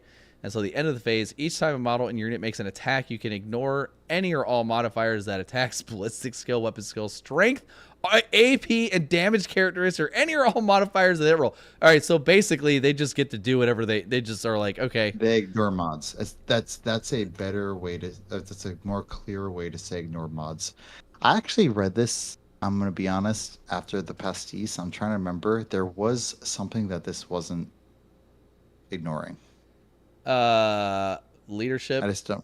No. I mean, there's a whole Well, bunch of- yes, leadership is a thing, but I'm talking about like when, because it's only phase specific. It's a strat that allows you to ignore mods during the shooting phase. Attention, or we are fight being phase. followed. Shall I dispatch the welcoming drones? Oh, Nutmeg, thank you so much for the follow, man. Welcome to the Horde. You know Thank you, what brother. we do. This is what we do. You know what we do. I sit here and... Yeah. Thank you for teaching him to fear the necron. Yeah, dude, I'm not gonna lie, man. That was I was like, let me go in this. I have no idea what I'm doing. Let me just shoot everything and hope for the best. That did not happen, but Nutmeg we're- bad touched you. Yeah, he Dude, got it him. was so bad. He got him. He was having a bad time. Yeah, that and my dice my dice turned on me. But anyway, to their final breath. Fight phase just after an enemy unit has selected its targets. One Aspect Warrior Avatar Arcane. Each time you use a stratagem, you can remove one Aspect Shrine token your unit has. Then until the end of the phase, each time a model unit is destroyed, if that model has not fought this phase, roll 1d6, adding 1 to the result if you removed an Aspect Shrine token. if you removed an aspect shrine token during this usage of the stratagem, good lord. On a 4+, do not remove the destroyed model from play. It can fight after the attacking is finished making. Okay, so this is a really long way of saying that it gets fights on death. Good lord. Yeah. That is a lot of writing for fights on death. Okay, I will clarify. This is one of those. First off, this is one of those strats that gets better if you trigger something. Second, all aspect units have aspect tokens. They get 1 aspect token per squad of 5 that can be subbed out, per 5 man in that squad. So if you go 10 fire dragons, you get 2 aspect tokens. And each one can be subbed out for a 6 to the hit or wound roll. Right. That's what they do naturally. Right. Detachment allows you to sub those for additional things. I don't like it though. I still don't like it because it's still on a 4+. In this case. I would probably use it for Avatar, but maybe I'll probably at the even moment. Not for You that. mean? Yeah. It's just on a 4+, man. It's a CP for something that has a 50% chance of going off. It does. I don't like. No. It's this what that one is saying is that on a 3+ because you got rid of an aspect token. Yeah. It's still at we'll go back over it, but Skyborn Sanctuary fight on death is a last ditch effort. Yeah. Like if you're using fight on death, it's a last ditch effort. You fucked up probably in your game. And or he landed a charge that you were baiting, and he happened you were baiting a 10-inch charge, and he hit something. it. Yeah, and he hit it, and you're like, oh fuck! All right, here we go. Fight on death. I'm gonna spend my token. Now I'm fighting on death on 3s with my 5-man scorpion squad. Yeah. But yes, you're right. Fight on death strats are kind of a trap in general. If it was a 2, it would be something I would consider, but a 4. Probably not. This is one of the ones where I would say it doesn't specify that I can tell you can remove 2. Some of the strats say for each that you remove. So if you have a 10-man striking scorpion squad and you remove 2 tokens, like fighting on 2-ups, I would actually say that's probably pretty good because you can intentionally infiltrate 10 striking scorpions. They charge you. You then fight on death on a 2-up. Mm-hmm. It's actually really good at that moment. That would okay. I would agree if you can do that. It says roll 1d6, adding 1 to the result if you removed an aspect, so specifically 1. No, that's a lot of damage. During this token, I mean, you could argue that you could do that with the wording here. Now you'll see that in future strats they actually specifically say if you remove more than 1. Okay. Skyborn Sanctuary, end of the fight phase, 1 unit from your army and 1 transport that is able to embark within. If it is wholly within 6 inches, they can embark within it. That is okay. It doesn't specify that you can get out of fighting with that. That's actually not terrible. Actually, maybe I'm wrong. Actually, I'm looking at this. There's none of these enhancements say if you remove 2. Yeah, I mean, I would make the argument. I mean, it does say if you removed an aspect shrine, add 1 to the result. Well, I have 2, so I'm doing 2, so it's going off on 2s. I guess they would need there definitely needs to be an FAQ. FAQ, yeah. Skyborn Sanctuary is actually pretty good. It's actually broken. This is the broken strat of the whole book. What, the Skyborn Sanctuary? Mm-hmm. Yeah, that's pretty gross. I mean, it is the end of the fight phase, so you are getting slapped back, but it is. You're missing the most important part of this one. Okay. This is the one where your 10 fire dragons get out in the shooting, and then in the shooting phase, wipe 2 things because they split fire and they reroll hit and wounds and damage on each. And then at the end of the fight phase, get back in. Yeah. And now you can't just directly kill the fire dragons in your phase, in your turn. You have to now kill the wave serpent first, and then you can try to kill the fire dragons. And remember, the wave serpent's got that annoying, weird crescent moon shape. Yeah. So they're gonna get out on the back side of it. So you can charge them. You have to kill it and then shoot them. And then don't forget, they can fire and fade. I was just about to say or sorry, they have the fade back battle token. focus. Yeah. Mm-hmm. Yeah, so you can't actually kill them. That's like the whole. This strat people already are saying is broken, breaks this whole detachment. They should just remove this strat from the detachment, and then it's actually a balanced detachment. Doom Inescapable. It Mm-hmm. happens in the shooting phase. Avatar Arcane model from your army that has not been selected to shoot until the end of the phase. Your model's Wailing Doom ranged weapon has a range characteristic of 18 and the damage characteristic of, I believe that's 8. It's definitely not 3. Or it might be 9. I think it's 8 also, but the base damage of the weapon is D6 plus 2. So I think this is really good. If it is 8, it's super blurry on my screen too. I think it's 8. It's got to be 8. So it just automatically gives you a 6 for damage. Exactly. Yeah. And it makes it 18 inches, so you can kind of cheeky split up, like peek a wall. This would be. It's only one shot though. It's a one-shot weapon. You're just turning it from D6 plus 2, but it is, to clarify, sustain D3. I was about to say, it used to be the go-to with him. He used to be able to one-shot tanks and monsters in Overwatch. Because of the fate die. Yeah. Can't do that anymore, unfortunately. Yeah. So this is like I'm gonna peek a wall and I just want to like hit that thing. 8 damage kills that, so I just want to hit it and make you take a save. If you fail a save, you lose your tank. Yeah. Right. Like that's the way I look at it. If you happen to also roll a 6, then it's like guarantee. Yeah. But either one of these like enhancement, don't forget, like you're getting rerolled ones. So I would always take the hit roll for this because you're hitting on 2s. You want to make sure you hit. If you happen to roll a 1, you get a second chance at getting a 6. Yep.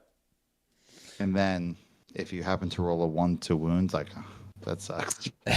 You have a 1 in 6 chance. Like if you're Kyle, I was about to say that is exactly what would happen. If you're John, you roll a 6 and coincidentally have dev wounds. I have a great time. Everyone else, no, no thanks. Jim commented.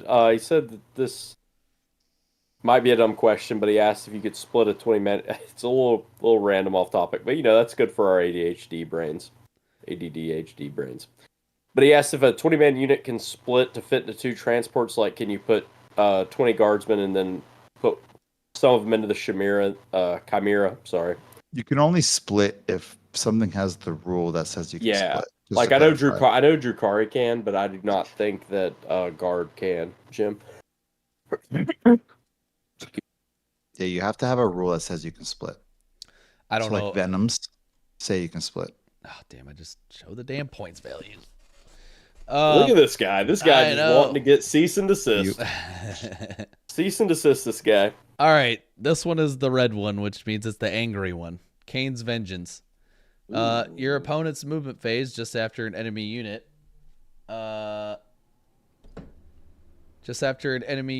Excluding monster vehicles, select to fall back. No! We suck again! One aspect warrior avatar of. Okay. Unit from your army that is within engagement range of that enemy unit. All models in the enemy unit must take a desperate escape test. When doing so, if that enemy unit is battle shock, subtract 1 from each of those tests. So this is going to come back into some really... Wow. Did you skip Predator Natural Precision? I did. Okay. I did. That's their best strat. Sorry, after the cheating one. The Kane's Vengeance after the actually... cheating one? After the No, you're right. Kane's Vengeance is good, but it's not. No, it's not broken. It makes you want to bring a Hemlock Wraith Fighter, right? No. Then you are really pushing for this. No, Hemlock. I know. I'm just kidding.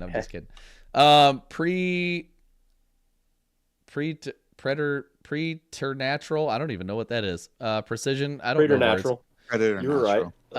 One aspect warrior unit from your army that has not been selected to shoot this phase. This is during the shooting phase. Each time you use this stratagem, you can remove 1 aspect shrine token your unit has. Then select one of the following abilities or select 2 of the following abilities if you removed an aspect shrine token during this usage of the stratagem. That is confusing to me. Ignores cover, lethal hit, sustained 1 until the end of the phase. Ranged weapons equipped by models in your unit have the selected abilities.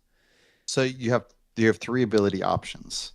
You pick 1 naturally for the strat, or if you use an aspect token, you pick 2. Got you. Just a real quick interjection on YouTube. Just a guy said Skyborn is very good, not broken, and the army has to take the fire dragons with how bad the rest of the anti-tank is.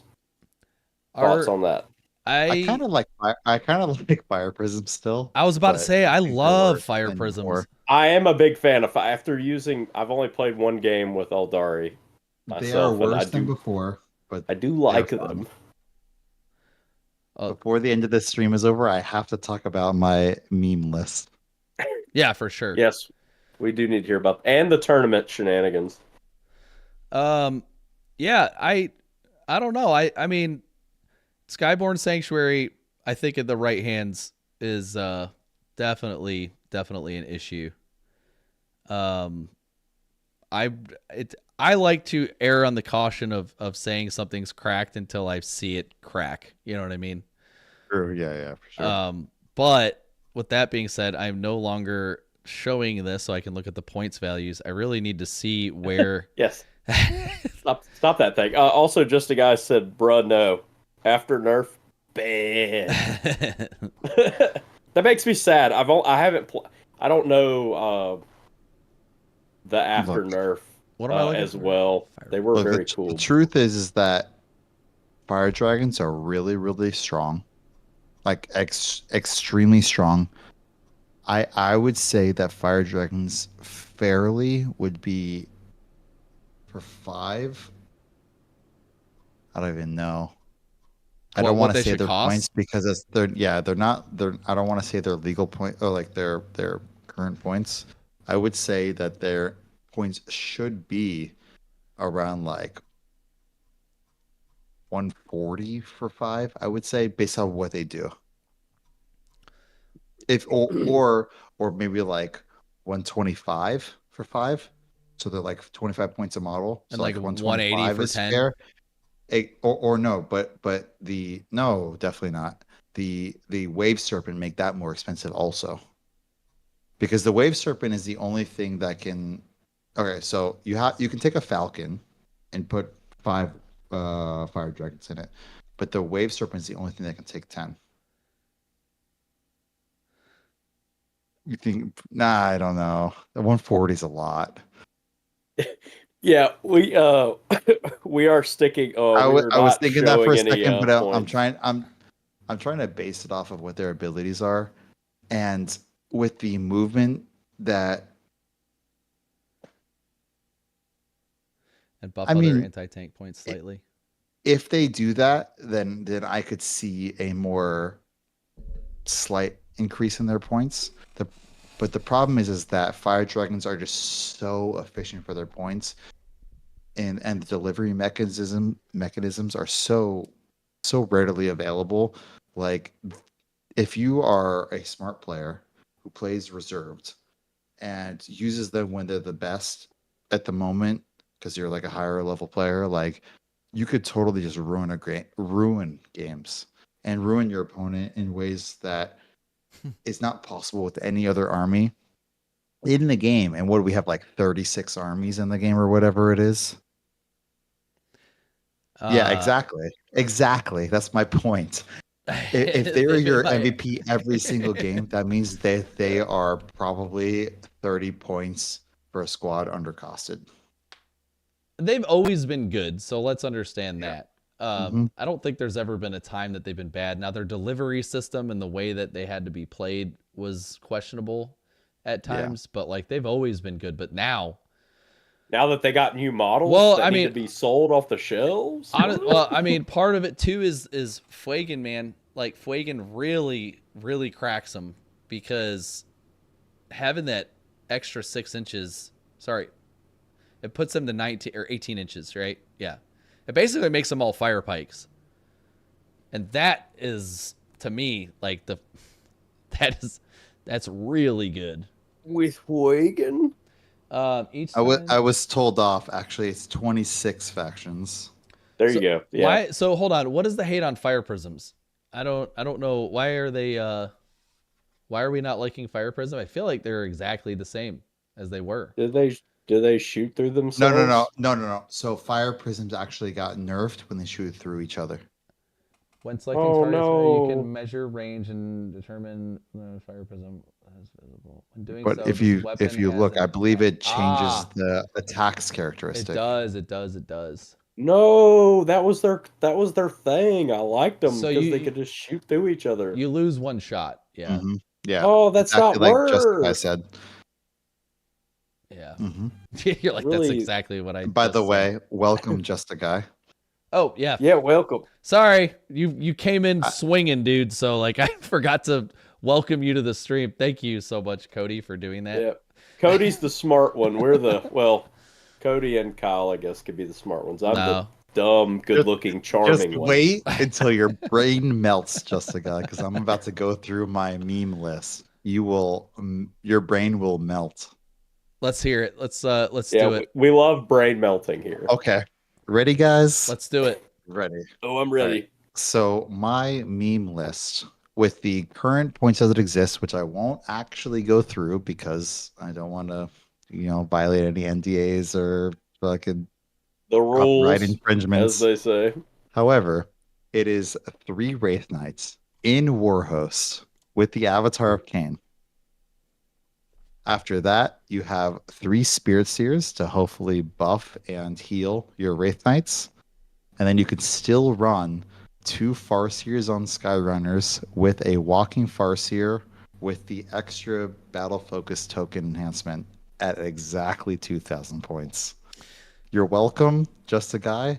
I've just given you a totally amazing, but also a troll and still actually really good in teams list. You probably shouldn't run it in solo, like at a singles event, unless you're running like a 3-round singles event. A 5-round or 6-round singles event, you're going to get shit on in like round 4s and like 4, 5, and 6. However, 3 rounds, totally win a local RTT. Teams, you could totally go 5-0 in teams. Singles, round 5 and 6, probably not going to win anything.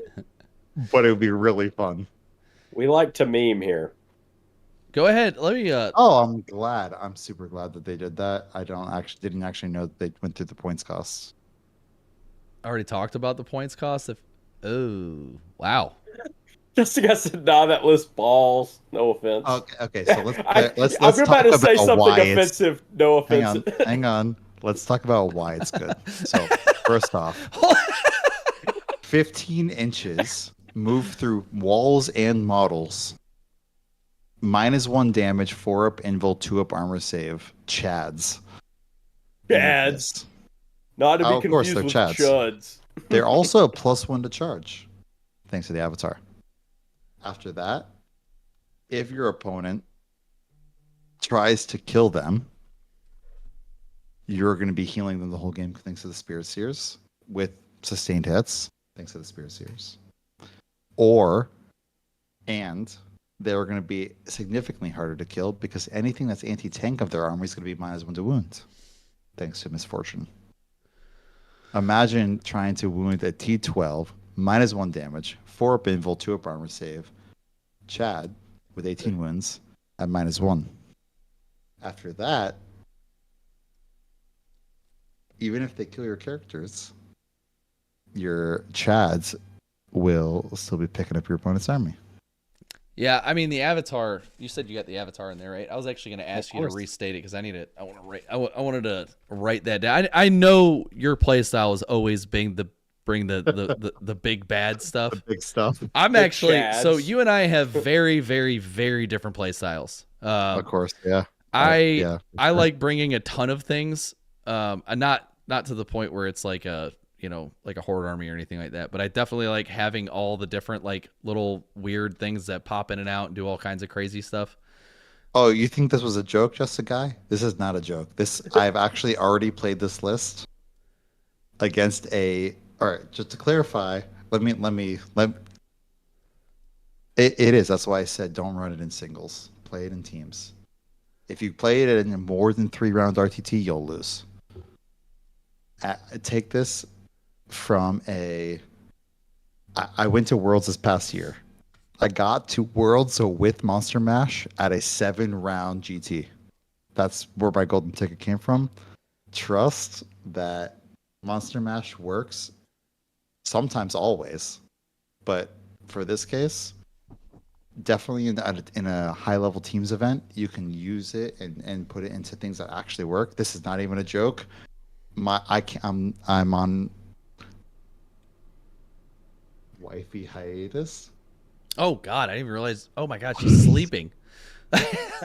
I'm on a wifey hiatus from tournaments. My team that I've been like representing is going to an 8-man team event, 8 TC.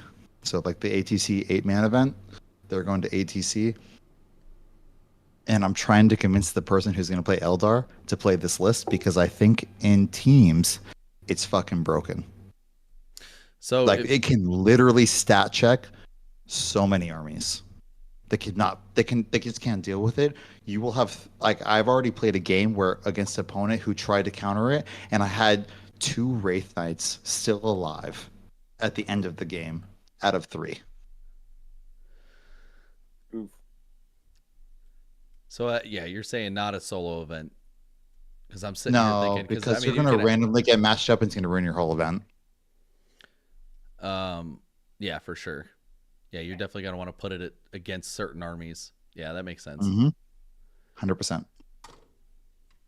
Yeah, that's actually nigh unbeatable. Hold up. So, Wait a minute. Mr. We're cooking Mercado, with something here. Mr. Mercado asks, which 2 units should I target with judgment tokens first? +1 to hit and wound. Well, wait. With that detachment, it only targets the units that killed it. If you're talking about the Spirit Conclave, whatever unit killed the Psyker gets +1 to hit and wounds. Well, he's talking judgment tokens. I don't know if he's referring to him playing Eldar or if he's talking about playing. Oh, he might be playing Votan. Actual Votan. Yeah, maybe. But even then, the main detachment gets 3 units. I think 3 for Strike Force. If you were to play against your own list, what would you target first? How would you deal with it?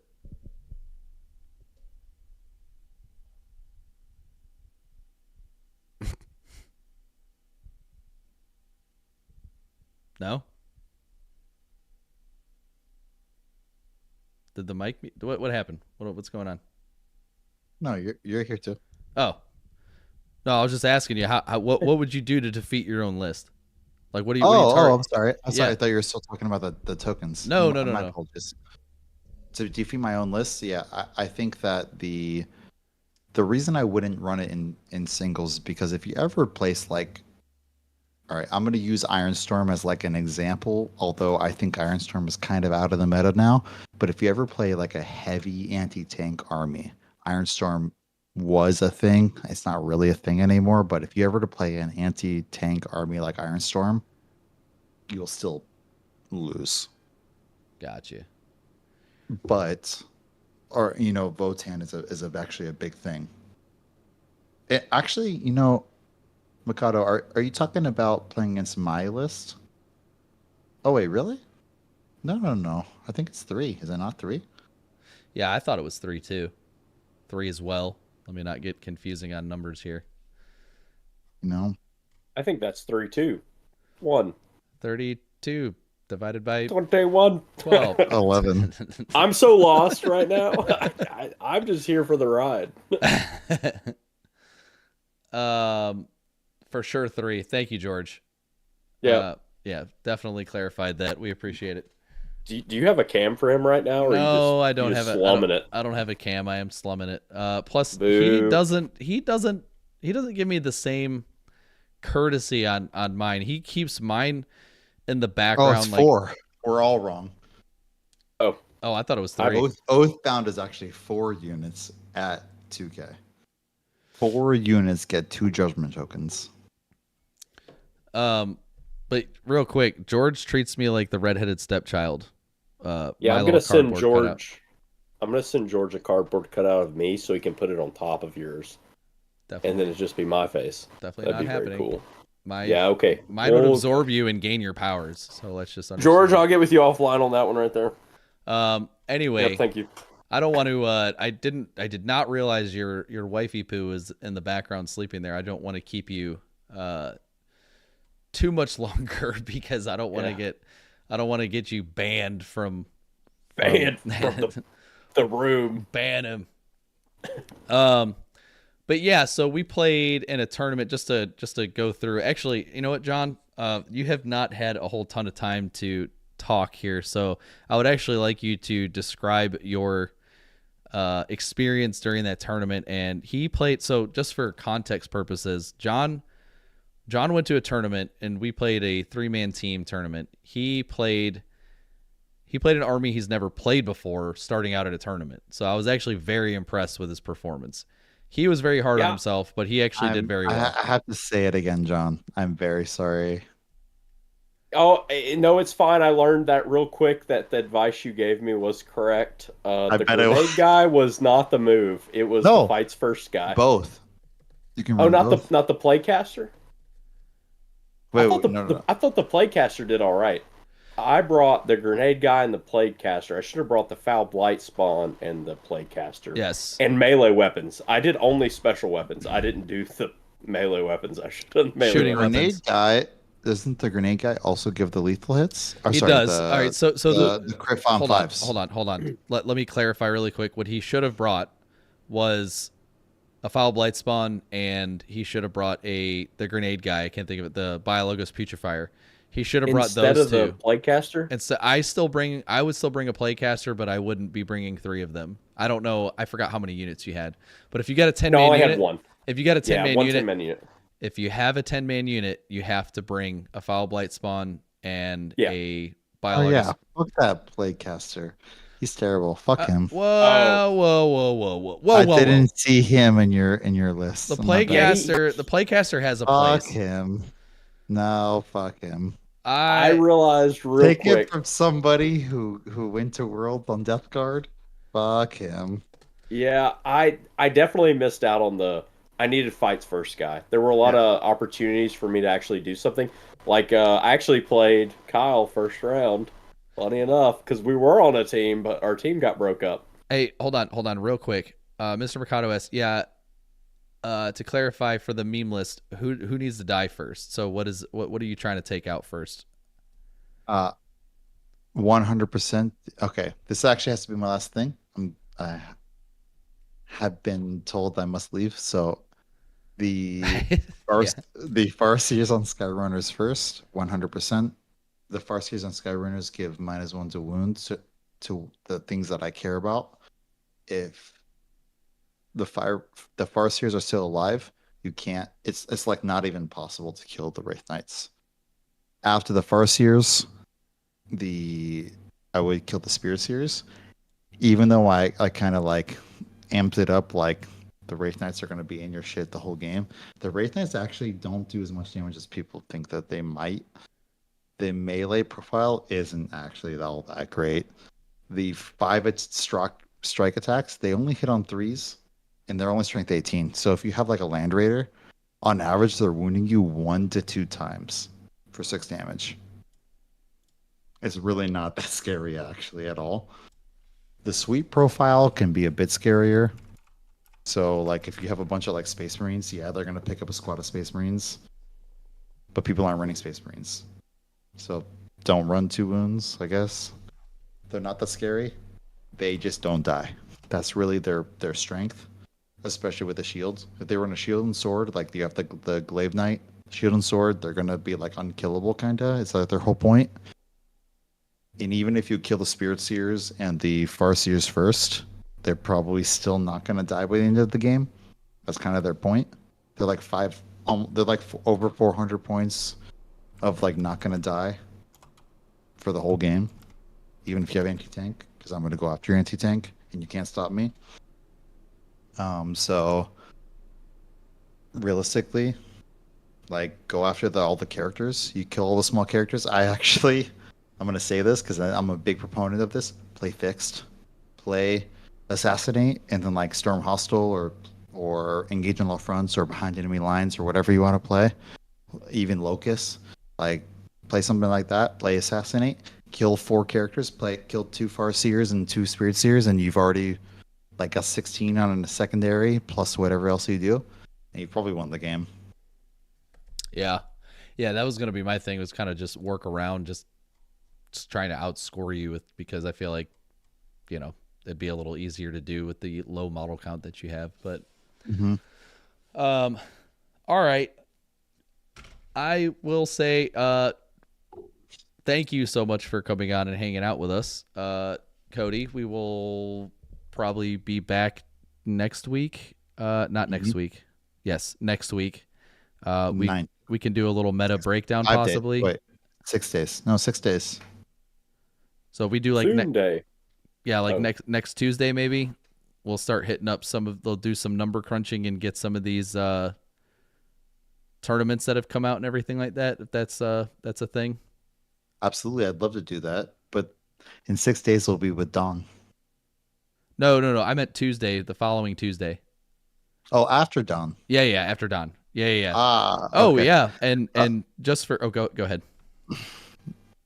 All of you. Oh, yeah, and Cody, I know you got to go. I'm not going to hold you anymore, man. So definitely appreciate you coming on. I'm going to do some announcements and stuff like that, and I'm going to give John some time to talk about his experience at the tournament that we went to. But I definitely appreciate you coming on. The cameras are going to have to change a little bit because Discord's going to screw up on me here because the phone, like the cameras are going to change. But definitely appreciate it, man. And we'll see you hopefully next Tuesday. We'll get together. We'll find out. Just make sure you're on the Discord. We'll put the time out on what day we're gonna do. So, but cool. All right, Cody. All right, appreciate thanks, it, brother. Catch you guys later. See you, brother. Hey, apologize to the wife for us. I will. All right, man. All right, farewell. All right, bye. So the camera's just on me right now, John. So we're gonna have to go back and forth on the camera here for a second because I know they're not gonna work properly. But yeah, we have Don Huson coming on the 9th, so he'll be here this coming Sunday, and I don't mean here physically. He's coming to talk. He's gonna be on stream. So he's gonna talk to us about his Death Guard. John, you can talk to him about your Malignant Playcaster and see how he feels about it. He placed 9th at LVO with his Death Guard list. I'll show him my list so he can laugh at me and tell me I'm wrong. Yeah, so I'm pretty excited about having him on. He's super solid dude. I've been kind of going back and forth with him on some Death Guard groups that I'm on for years now. So seems like a great guy. Haven't had the pleasure of meeting him in person. I'm sure we were at LVO together and we just didn't see each other. But real quick, John, go over and we do have a time hack that I need to meet here, but I'd like to hear you talk about your experience at Yeah, so really fun event. Oh. I'll keep talking into the void. So it was a really good experience. First time playing Death Guard. Actually, my first Death Guard game ever. But I did a lot of reading, and I think it worked out pretty. I think I did well, all things considered. Not gonna make excuses, but it was super fun. It definitely taught me a ton about the army and what I think is like a more realistic view, and it especially helped me with playing against Death Guard because I know a little bit more of what to do. My first game I played against Drukari. I was a little too conservative with my death. I brought 2 6-man blocks of Death Shroud Terminators in a 3-man block, and I piecemealed my units, which I took that to my next game. And I played Nurgle Demons, and it was the dreaded 3 Great Unclean Ones, Rodigus, and what's his name? Bellicor. So I couldn't shoot at him outside of 18 inches, which is gross. That was a tough game. But I do have to say, it did teach me that the Lord of Contagion is really good. Lord of Contagion and a 6-man Destro Terminator almost killed Bellicor with the rerolls and the stratagem for the sustained hits. I was actually in range of an objective marker, so I got sustained 2, which was super cool. I did run the Plague Company detachment, by the way, for anyone interested. But and then for third game, I went against Black Templars, and I did not know anything about that army, and they were very scary. They had a unit of 10 dudes with 4 wounds, 2 up, 4 up, and then a 5 up, feel no pain. And yeah, I should have. I didn't want to shoot at him because I thought I would do more in melee against them. I should have shot at him. I should have tried to kill as many models as possible. Because, yeah, those guys are horrifying. Not bringing the Foul Blight spawn. Yeah, I needed the fights for. There were 2 standout moments where that would have been so good. And I was like, oh, I really messed up. One of them, I don't know. I thought the Plaguecaster wasn't that bad. Maybe having the grenade strat's better. I don't know. But definitely the Foul Blight spawn needs to be a number 1. And I needed to bring the melee weapons. I brought all the special guns, which was not the move. Those, the melee, I slept on the melee. And I paid for it. I learned my lesson. Some of the standouts for the army, though, just one quick caveat. I do like the plague drones, the fetid plague drones, and the blight haulers are really good for grabbing secondaries and kind of holding the sides of the map. And they have nice movement. I think I brought too many. That being said,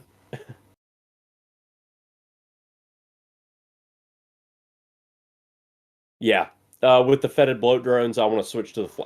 I think switching to the flamer on all of them's fine, and then having the because you have the blight haulers with their melta, which typically you're going to be winning on 5s on big stuff, but it goes down to 4 because they're tank hunter ability, and I think that's I mean, yeah, it's a dice roll, but they're good durability, good movement, and there's a distraction for your Terminators. I actually need to put more Terminators on the board in general. Because I felt like that was one of the things I was lacking was like Deep Strike isn't as reliable as I thought it was. No, it's good learning moment. It's never been reliable, dude. Yeah. A 9-inch charge, even with a reroll, is not reliable. Yeah, even with my dice rolls, I was still failing one of them. Feels bad. I'm glad that you got to do it though. I know that was what, your second tournament that you've been to? Second, that wasn't. I did do one team tournament when I first started playing in 9th, where it was 1,000 points each, but I'd played the game one time before that, so I was so lost in what to do. So I would say this is my second tournament where I kind of had a better grasp of playing the game. Good experience though. Yeah, great players too. Everybody was super nice. And that's over. Yeah, I did play against you, so it's kind of funny that you say that. Oh, well, okay. Yeah. I would say I disagree. I played against a bad player my first game, and then everyone else was cool. Yeah, and speaking of which, let me do a quick plug-in really quick before we sign off here. We do have a tournament coming up in October. It's going to be the last weekend of October. It'll be a GT here in Charleston, South Carolina. If you guys want to check it out, the information on it, go to wickedcitygaming.com. Sorry, I just had a freaking brain fart. wickedcitygaming.com, and all of those ticket prices and everything are up there and available for you guys to look at. Right now, we're trying to get about 60 players. We're going to be doing a little kill team event too, a little bit of Magic the Gathering, but we're here for 40K, not Magic. But that being said, is there anything else that you wanted to put out there about the tournament, dude? Or no, I'm excited to talk to Don and show him my list, and then hear him say, "Wow, what a loser! Good try, little buddy." Yeah, dude, I think the playcaster has a spot. Don't get me wrong. I think it's all just different play styles.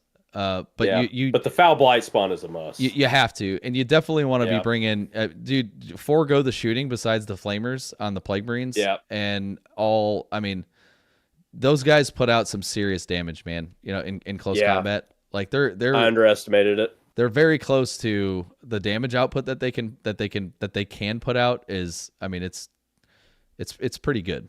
So Yeah. lesson learns. We'll do it again. I mean, I feel like you had a good time playing Death Guard, so I'm sure it's not gonna be the last. Oh time you yeah, play 'em. it is a very fun army. And It's they like have the. Go ahead.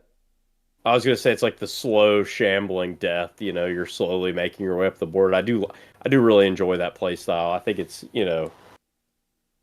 it's up my alley. Yeah, For yeah. sure. But anyway, well, I will be gone all of this week, so this will be my last stream until I get back on Friday. And Friday we are playing, me, John, and Vicious already committed, so she has to be there.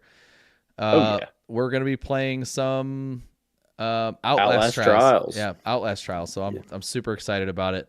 I played it for about an hour last night, and the entire time I was shitting my pants. So it should be a lot of fun. But Shitting my pants, crying like a baby. we are about to raid a little channel here. He is playing, or she is playing, a game called Darkwood. I know I've heard it before. I've never played it. Sounds cool.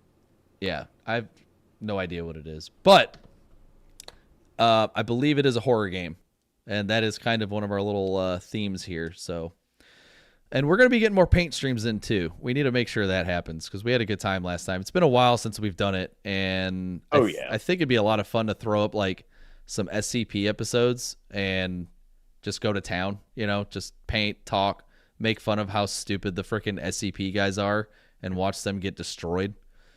It's time to die. So, but anyway, guys, certainly appreciate you hanging out. Give us a follow, join the Discord if you want more of this type of stuff. This is what we do. So we hope to see you guys on the next one. All right, bye. Take it easy.